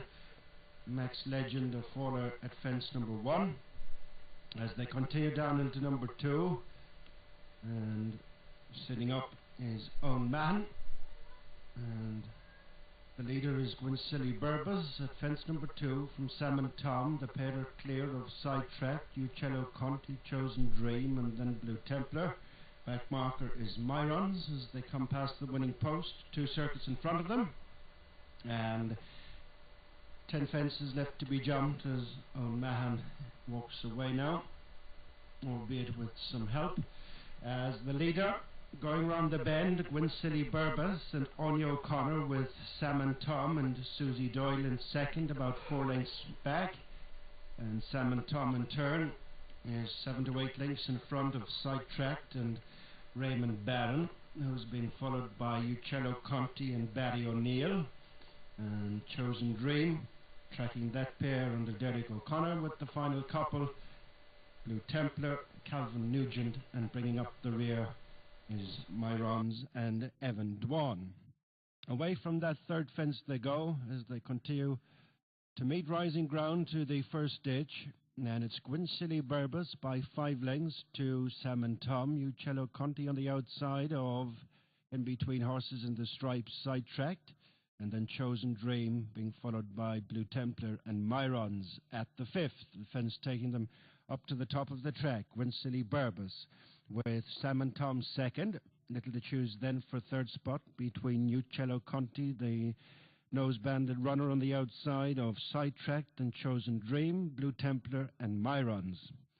Little changes in the order, returning to their point of departure.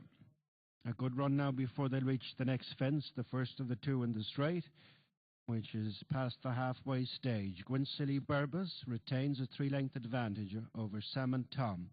Another 3 lengths back then to Sidetracked, who's racing in company with Uccello Conti, then Chosen Dream. The final couple are Blue Templar and Myrons. Turning in for the second time to the 2 fences that take them back in front of us, and then their final circuit, Gwyn City Burbas with Sam and Tom, Sidetracked, Uccello Conti to their outside, followed by Chosen Dream, and then comes Blue Templar and Myrons as they race downhill to the fence that'll be the last one next time.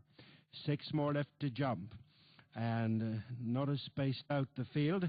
Gwyn City Burbas by 2 lengths to Sam and Tom, then Sidetracked and Uccello Conti, Chosen Dream, Myrons and Blue Templar as they jump the fence below us. Last one in a circuit's time. Gwyn City Burbas and Anya O'Connor lead in the Arctic Tax Stud Hunters Chase. Second is Sam and Tom and Susie Doyle. Uccello Conti has moved into a definite third for Barry O'Neill. Fourth is Sidetracked and Raymond Barron, with Chosen Dream, Derek O'Connor on the outside of Myrons and Evan Dwan, who relegate to the back of the field Calvin Nugent and Blue Templar. A circuit to go, 5 more fences left to jump, and yet to be headed is Gwyn City Burbas with Sam and Tom holding on to second place, with in third Uccello Conti, then Sidetrack, Chosen Dream, Myrons and Blue Templar as they race to their final mile, and the first of 3 fences up the far side. They've 5 to jump. Gwyn City Burbas by under 3 lengths to Sam and Tom. Third is Uccello Conti as Chosen Dream is trying to fences from the finish. The final ditch. Gwyn City Burbas with landing second. Uccello Conti, and Sidetracked has lost Raymond Barron there as they go towards the next, and he's up on his feet okay, Raymond Barron, as Gwyn City Burbas and Uccello Conti is moved up on the outside with Sam and Tom third, Chosen Dream is fourth, and then Myrons and Blue Templar ridden along at the back of those that remain, and that's half a dozen, with half a mile to go and 2 fences to jump. And the Arctic Tax Stud Hunters Chase, Gwyn City Burbas Gathered in on the outside by Uccello Conti. 3.5 lengths back to Sam and Tom, then Chosen Dream and Myrons and Blue Templar. Racing for the home turn with 2 fences left to jump, and it is Uccello Conti poised up on the outside of Gwinsili Burbus, 4 in front of Sam and Tom. Under pressure is Chosen Dream, and then comes Myrons into the straight to the jump, and it's Uccello Conti and Barry O'Neill on the near side of Gwinsili Burbus, who emerged with the advantage under Anya O'Connor as they race between the final 2 fences, and it's Gwinsili Burbus, and coming under pressure and getting reminders is Uccello Conti, and then staying on is Myrons, Chosen Dream, Sam and Tom on the inside as they come down to the final fence. Gwinsili Burbus with coming back Uccello Conti, and we've lost Gwinsili Burbus. Shot out of the saddle on O'Connor, and it's Uccello Conti and Barry O'Neill as they run up to the finish, is set to join some smart hunters who've won this race in the past. Close second and third Sam and Tom, and Myrons and Chosen Dream with Blue Templar completing the course. A distant last, and up is Anya O'Connor after. So yeah, Connor's Toy was set to beat the favourite there, but he went out of the race, so it left this strong Urbanist to win. He was lucky to win that there, and the reverse gambles, one of the reverse gambles, Myrons, got close, got into the money at decent odds. So maybe 40s, and maybe double that on the exchanges. Some bit of each way money back following the RGs in small type.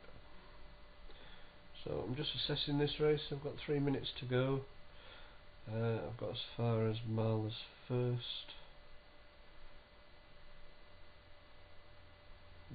That might go for a gold each way gamble soon, so I'll just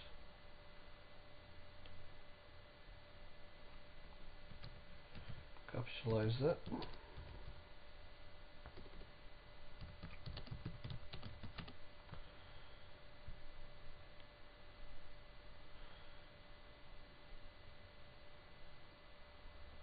So that's the race red on that one as well, so I'll just wait for a signal for a gold each way gamble on Mala's first, or I'll just demote it back down to strong each way. So I'll give it a minute or so.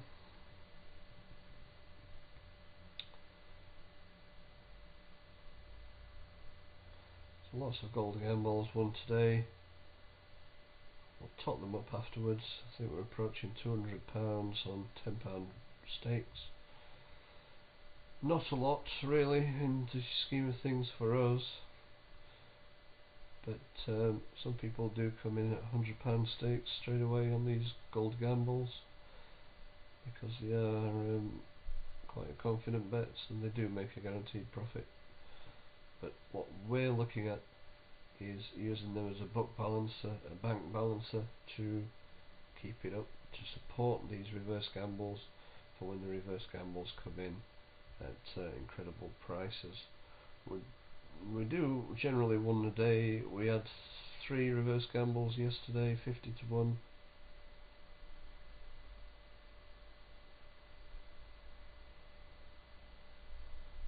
Oh my god. This film is based on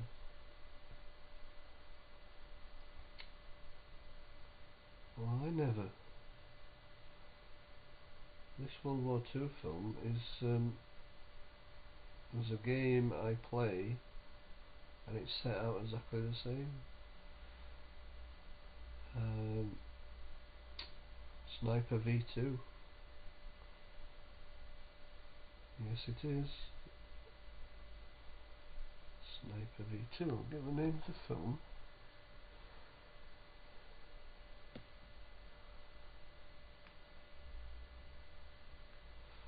Not that one. It's that one.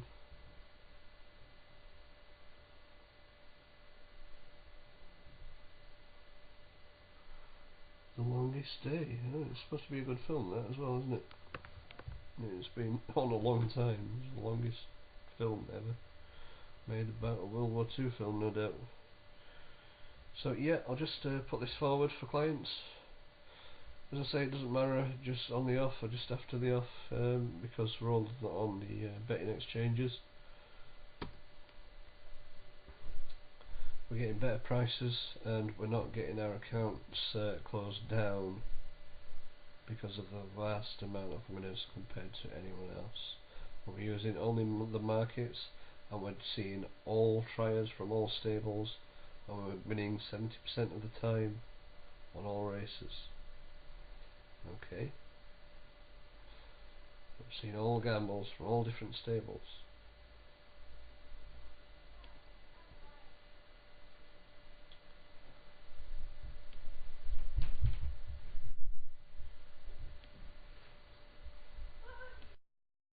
On a blue jacket, and then comes Young O'Connor, red with hoops on the sleeves. Connor's Toy is next. Marla's First is in behind this, and then Knight of the Realm on the extreme right in the brown jacket towards the back of the field. Fearsome Fred and Bound Hill and Macca's Stowaway are also towards the back of the field as they take the first in the straight, and Black Mill, red jacket, darker sleeves, is about 4 or 5 from the rear in company with Black Narcissus, light blue sleeves on her silks. Moving down to the third one in the straight, so they've already got to number 6, which they all got over okay. The purple of 1 leader. On the right is Charlie Papa Lima, the red, white and blue. Big Time Frank and Finder and Gorkham are together 3rd and 4th, and Tiggerpick, the mainly white colours, will be behind those, jumping over it in 5th place. And then the black and white of Mott's Cross as they come to the winning post first time. Urban East is the blue with the green sleeves, and then comes Young O'Connor, and behind this is Black Miller Marla's First. Yellow is Connor's Toy, and then Black Narcissus. Orange colours then for Bound Hill from Fearsome Fred, who races just ahead of Macca's Stowaway and the green and orange jacket. And Knight of the Realm continues to be the back marker as they make their way onto number 8, which is the Water. There'll be about 12-15 lengths first to last, and 1 leader. And Charlie Papa Lima were the pair that got over that in front. From Find Us at Gorkham in company with Big Time Frank and the white nose band of Tiggerpick as they jump over this plain fence where Mott's Cross in the black and white didn't handle it too well. They head now towards number 10, Open Ditch. Urban East and Young O'Connor and Black Narcissus and Black Miller behind these as they take the ditch. And then Connor's Toy, Knight of the Realm, continues to be the back marker. Macca's Stowaway in green and orange is way back. Fearsome Fred's also always been towards the rear of the field. The orange colours of Bound Hill is with those. Marla's First and Black Narcissus are just ahead of them. So making their way on towards the back straight. 1 leader and Alan Johns leading. Charlie Papa Lima, Paul O'Brien in 2nd place. Big Time Frank, James Best against the running rail in green and yellow. The chevron jacket is Find Us at Gorkham and Bryony Frost. And then Tom Scudamore on Tiggerpick with a noseband. Mott's Cross is next, black and white jacket for James Davis. He's next to Sam Twiston Davis on the favoured Urban East. And behind those is Black Narcissus, light blue sleeves for Adam Wedge. Hoop sleeves for James Byrne on Young O'Connor. Marla's First, green with a white cap. Kieran Gethins is making progress. Connor's Toy, yellow for Paddy Brennan behind this as they move down to number 11 coming up. Then Black Narcissus, and with this is Black Mill and Charlie Deutsch. It's a red with dark sleeves, white stars on them. Brown jacket and Knight of the Realm is next as they come to the first over the far side. 8 from the finish. And again, all over it okay. So they've now completed a circuit. And Charlie Papa Lima going on to 1 leader. Tiggerpick and Big Time Frank, Urban East, and Find Us at Gorkham behind those. And then Mott's Cross and Marla's First has made some decent progress. And also Black Mill running on. Behind Black Mill is Fearsome Fred is getting to them as they come to the final one of the open ditches. And the back marker continues to be Knight of the Realm. Young O'Connor's dropped to the back with Mott's Cross and also Bound Hill as Charlie Papa Lima takes 5 from the finish in good style from 1 leader. And Big Time Frank. Urban East about 5th, 6th at the moment. Tiggerpick is just ahead of him. Also Find Us at Gorkham and then Marla's First. Black Narcissus making a bit of progress. Black Mill red against the running rail trying to run on also. Behind those is Fearsome Fred and then Connor's Toy appears to be labouring, and behind this is Bound Hill and then comes Macca's Stowaway and the others are tailing off. Charlie Papa Lima moves into the home straight then with a 2-length lead. Big Time Frank is in second. Ticker Pick is still there in third place. Urban East is moving into fourth. Amala's first behind these, then Fearsome Fred and Find Us at Gorkham and Black Narcissus and one leader. 4 to jump. Charlie Papa Lima just in front. Urban East on the left with the green sleeves moving into it strongly. Big Time Frank is between him with a yellow cap, and he was just the leader, Big Time Frank, to Urban East, and then Charlie Papa Lima. And Marla's first. They've got 2 to jump. At the second last, Big Time Frank still just in front to Urban East in the green sleeves on the left.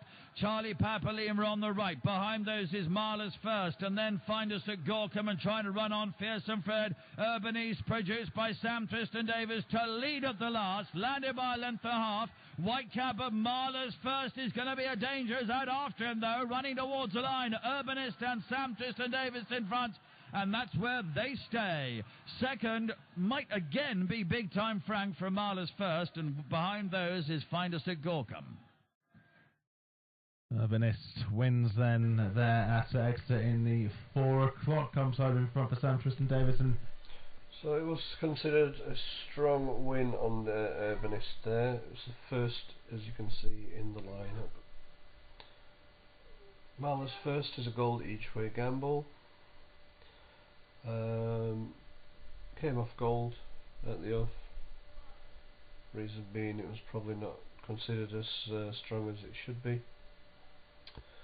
Got the third each way money and a decent price there. And again, because it's Sunday, the RGs are not here. Again in the next race there's 3 RGs reverse gambles in this one. I am expecting them to do something in this one. They do come from the new system. The gamble is Northern Girl, the market opposite, and I've just got to keep my eye on this market because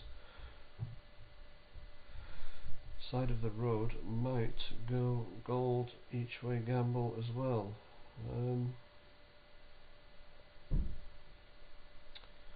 Which it has. So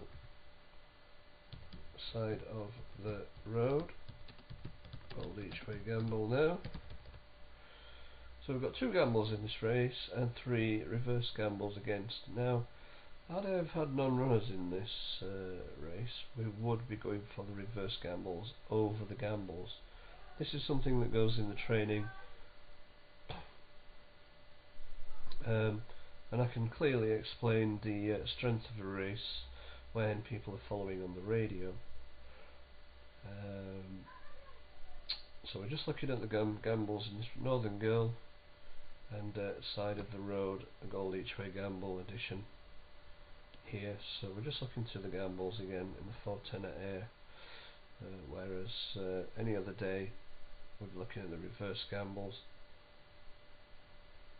When the reverse gambles are against gambles, you've got a choice whether to play the gambles as your primary income, or just feed the bank till the 100 to 1 reverse gambles come in, support the bank until they come in and give you a massive boost.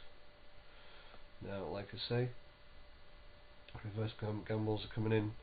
We had 4 yesterday. We had 100 points worth in one day.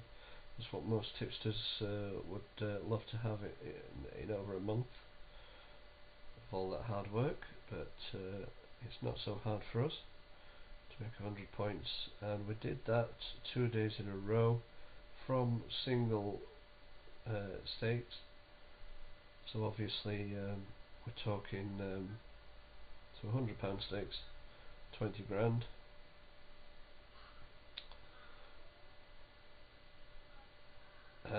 You can get £100 stakes matched on, they do tend to get matched every time. We haven't had a failure yet on the exchanges. So let's just see how this race goes then.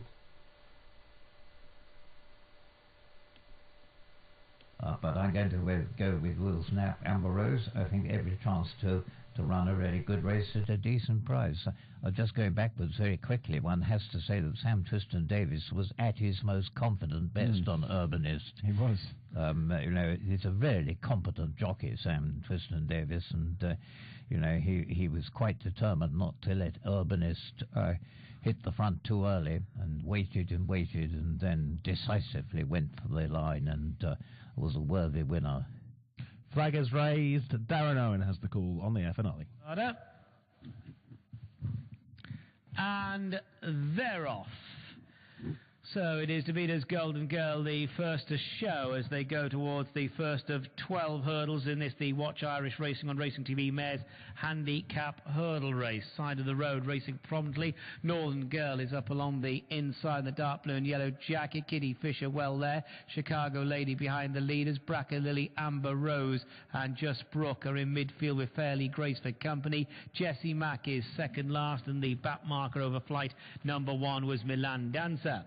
So making the approach to the second of the 3 hurdles down the far side on this circuit is DeVito's Golden Girl. DeVito's Golden Girl, Stephen Mulqueen, stepping over that one with a 2-length advantage over side of the road. A gap of about a length to Kitty Fisher. Spot the green and red silks with the Northern Girl, Tommy Dowson to the inside, Just Brooke to the outer. Bracker Lily and Amber Rose are together. So too Chicago Lady going the shortest way. Yellow and black colours. Fairly Grace is in that rear division. Jessie Mack second last, the back marker Milan Dancer, and they move away from hurdle 3.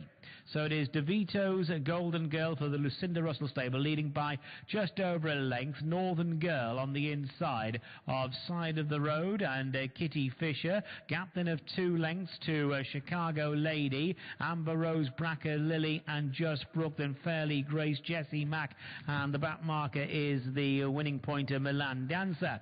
So they're well bunched as they turn in first time round, less than 2 miles to go. DeVito's Golden Girl's in front by about a half length. Northern Girl in second place. Kitty Fish and side of the road are in unison. Then Chicago Lady, followed by Amber Rose, Just Brooke, maroon and white striped jacket. Bracker Lily is to the inside in the purple quartered silks. They're over that hurdle. Fairly Grace and Jessie Mack together. Milan Dancer watches on, and they're coming to the second of the 3 in the straight. DeVito's Golden Girl and a Northern Girl over it together as they now head towards the final hurdle on this circuit. Side of the road is tracking the front pair. Then Kitty Fisher, Chicago Lady, Amber Rose in mid-division. Over that flight of hurdles now. Bracker Lily didn't get very high on the inside of Fairly Grace and Just Brooke as they come up towards the stands. The back marker is Milan Dancer, but they are still tightly grouped. DeVito's Golden Girl and Northern Girl go into the turn in front of side of the road. On the outside, Kitty Fisher. To the inside, Chicago Lady, Amber Rose and Just Brooke. Fairly Grace in the pale blue colours with Bracker Lily. The grey and red jacket of Jessie Mack, and Milan Dancer follows. So heading towards the back straight with 6 hurdles remaining. DeVito's Golden Girl has got Northern Girl there to the inside for company, and this pair are just in front of side of the road and Chicago Lady and Theo Gillard, followed by Kitty Fisher and Amber Rose going into the back now. Just Brooke, Bracker Lily, they are next, and they're being followed by Fairly Grace heading towards the first on the far side. Jessie Mack, Milan Dancer are still the last 2. So as they head towards this hurdle with 9 furlongs to gallop, it's a Northern Girl and DeVito's Golden Girl. They are about a length in front of side of the road, with up along the inside the Donald McCain trained runner Chicago Lady, heading now towards the next flight. And Just Brooks just off the leaders. So too is Amber Rose. Very well bunched as they go to it. Less than a mile to go.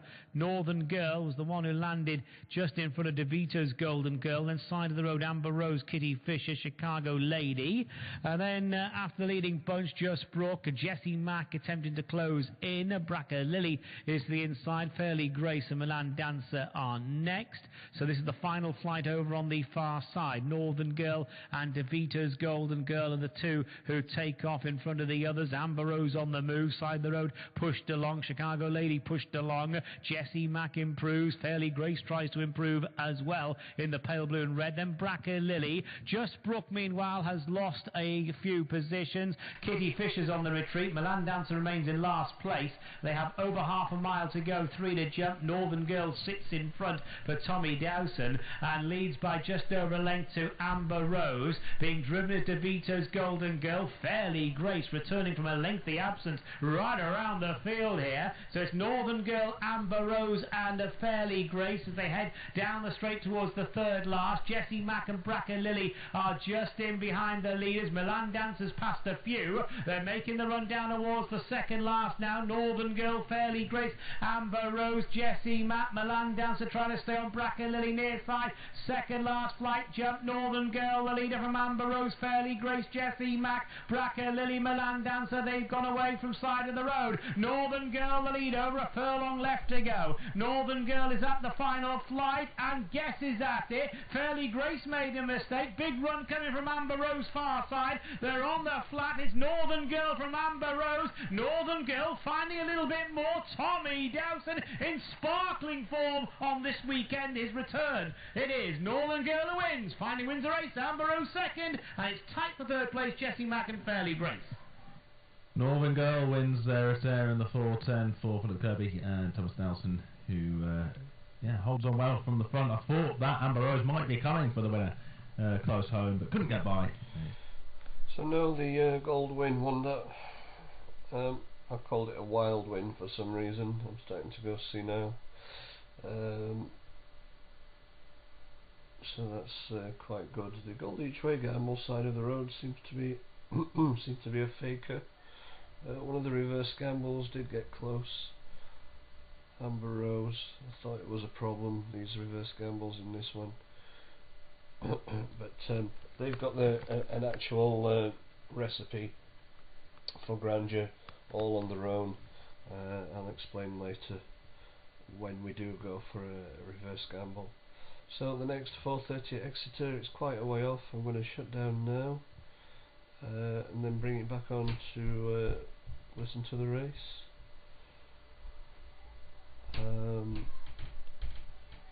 Done the selections nice and early here. Shantang's the Gold Each Way gamble here, so we can lock in an early price for that.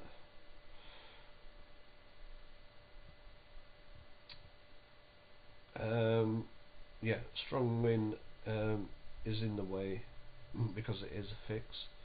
I'll tell you all about the fix another time. So the Gold Each Way gamble might not beat this fix, say de Reef. It's going to be quite a hard one to beat, I think. And there's just question marks unknown about this. Never raced, so might be a newcomer with something special at Blindon Lane. Noted as a reverse gamble.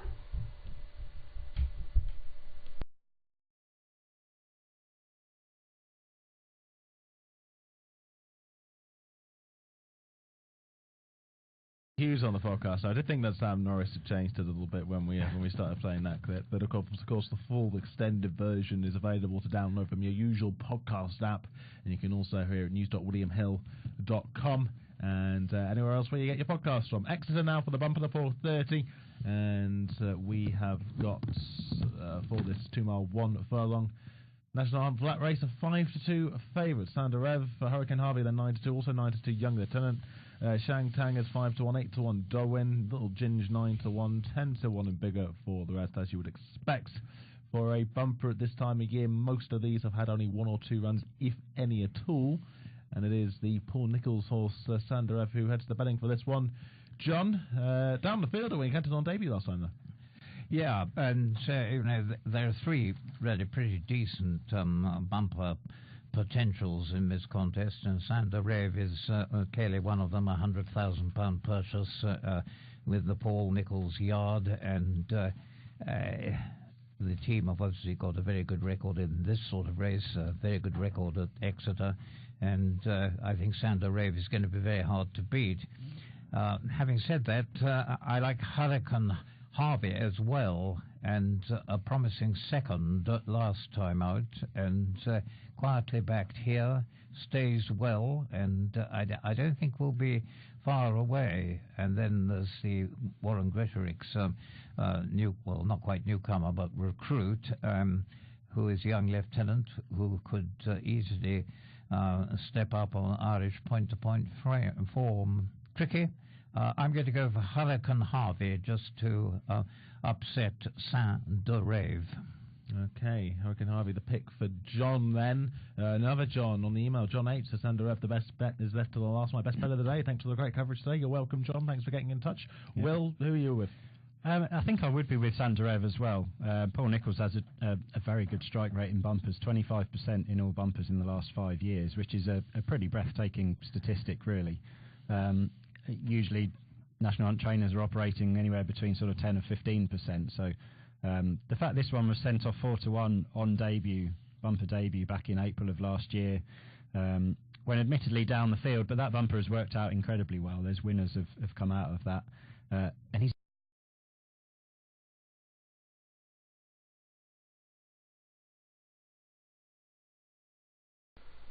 So yeah, we've got a new gold win gamble on the big fix, which because it's the fix, is double stakes on these ones.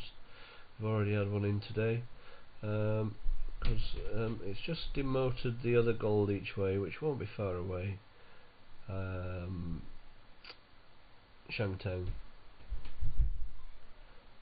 We've just got now a code 1 win bets. Code 1 win bets for both. Saint-Dorave, the gamble,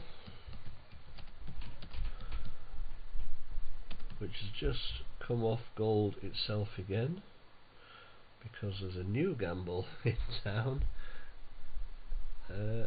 Hurricane Harvey.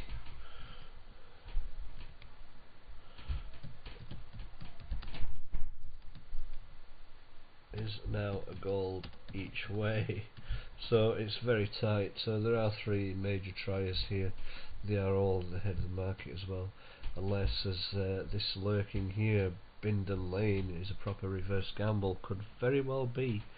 It's in this the right type of race to be one.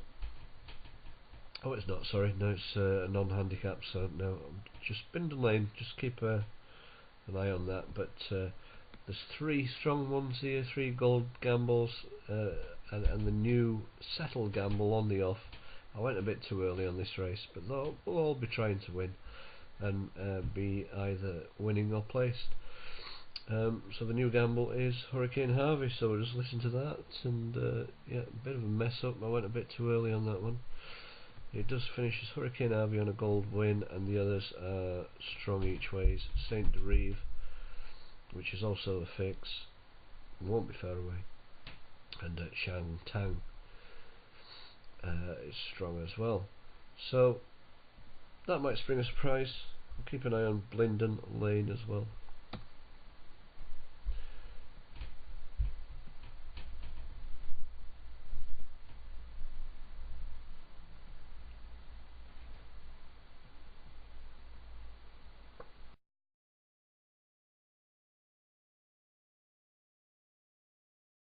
Then Harry Cobden on Saint-Dorave against the running rail. The blue and pink is holding 4th place, but only narrowly from Aidan Coleman in black colours on Shangtang. And then the white sleeves of Dowen right around the outside. Red cap now for Sam Tristan Davis on More Freedom. Very slight colour change there. Continues to be quite a strong puller, More Freedom. Races ahead then of Bindon Lane. Kieran Buckley in a quarter jacket of grey and blue. Paddy Brennan in pink and black on Hurricane Harvey is next around the outer. A black jacket then for Robert Don on Caroline's Charm. And You've Broken My Dream continues to be the back marker as they race downhill now on the far side of the course. Not much to choose in front between on the left Little Ginge and on the right Arctic Footprint. Still that pair together by a little over 1 length by the looks of things to Young Lieutenant. Nose Banded continues to hold third. Couple off those then. In fourth position is market leader Son de Rev, and then Shang Tang just being joined again by Doim. Bindon Lane is right in behind those with Hurricane Harvey and Pink round the outside. More Freedom, splash of white on her face, shows towards the left, towards the back of the field from the black colours of Caroline's Charm. And these then are followed by You've Broken My Dream as they make their way midway down the back straight. And it continues to be Little Ginge in light blue and black colours, Mount of Charlie Deutsch, and the brown jacket Sean Houlihan and Arctic Footprint who set the pace. They're about a length ahead to Young Lieutenant who shows in third. That's only about a half length at very most ahead of Son de Rev who holds fourth position. Length off these to Shang Tang, Doin and More Feet on the next pair, and then comes Hurricane Harvey in pink around the outside of Bindon Lane and the black jacket of Caroline's Charm together. You've Broken My Dream continues to be the back marker, but is at most 10 lengths off the leading pair who are about to make the run round the bottom turn, and very few changes in the order here. It's still Little Ginge showing out in front with Arctic Footprints. Young Lieutenant right in behind them in third, and then Son de Rev. Then coming into it now is Hurricane Harvey in the pink, moving through into fifth place around the outside, and Doe in behind this from Shang Tang as they move into the home straight. And it is Arctic Footprint who just goes on to Little Ginge on the left, but on the right with the noseband is Young Lieutenant. Extreme right is Hurricane Harvey. Doe-in's behind those, and Son de Rev in the blue, and the pink is coming there as well. So is Shang Tang on the left in the black jacket. This is a wide open bumper, and also now Caroline's Charm, one from the right, getting into a contention also. Shang Tang, Young Lieutenant, Caroline's Charm, Hurricane Harvey. Doe-in's behind those in fifth place. Son de Rev is only in sixth at this stage as they head down towards the last furlong. Richard Johnson on Young Lieutenant had the lead. Shang Tang in second. On the right is Hurricane Harvey in third place. They head towards the last 100 yards now. Hurricane Harvey is trying to get to Young Lieutenant, but failed. It's Young Lieutenant Richard Johnson the winner. Hurricane Harvey in second. Shang Tang in third, and Son de Rev in fourth. Young Lieutenant wins at Exeter in the 4:30, comes home in front in the hands of the champion jockey. It's a double on the card for him, and Young Lieutenant off the mark the second time of asking under rules. Yeah, deserved winner. Yeah. Was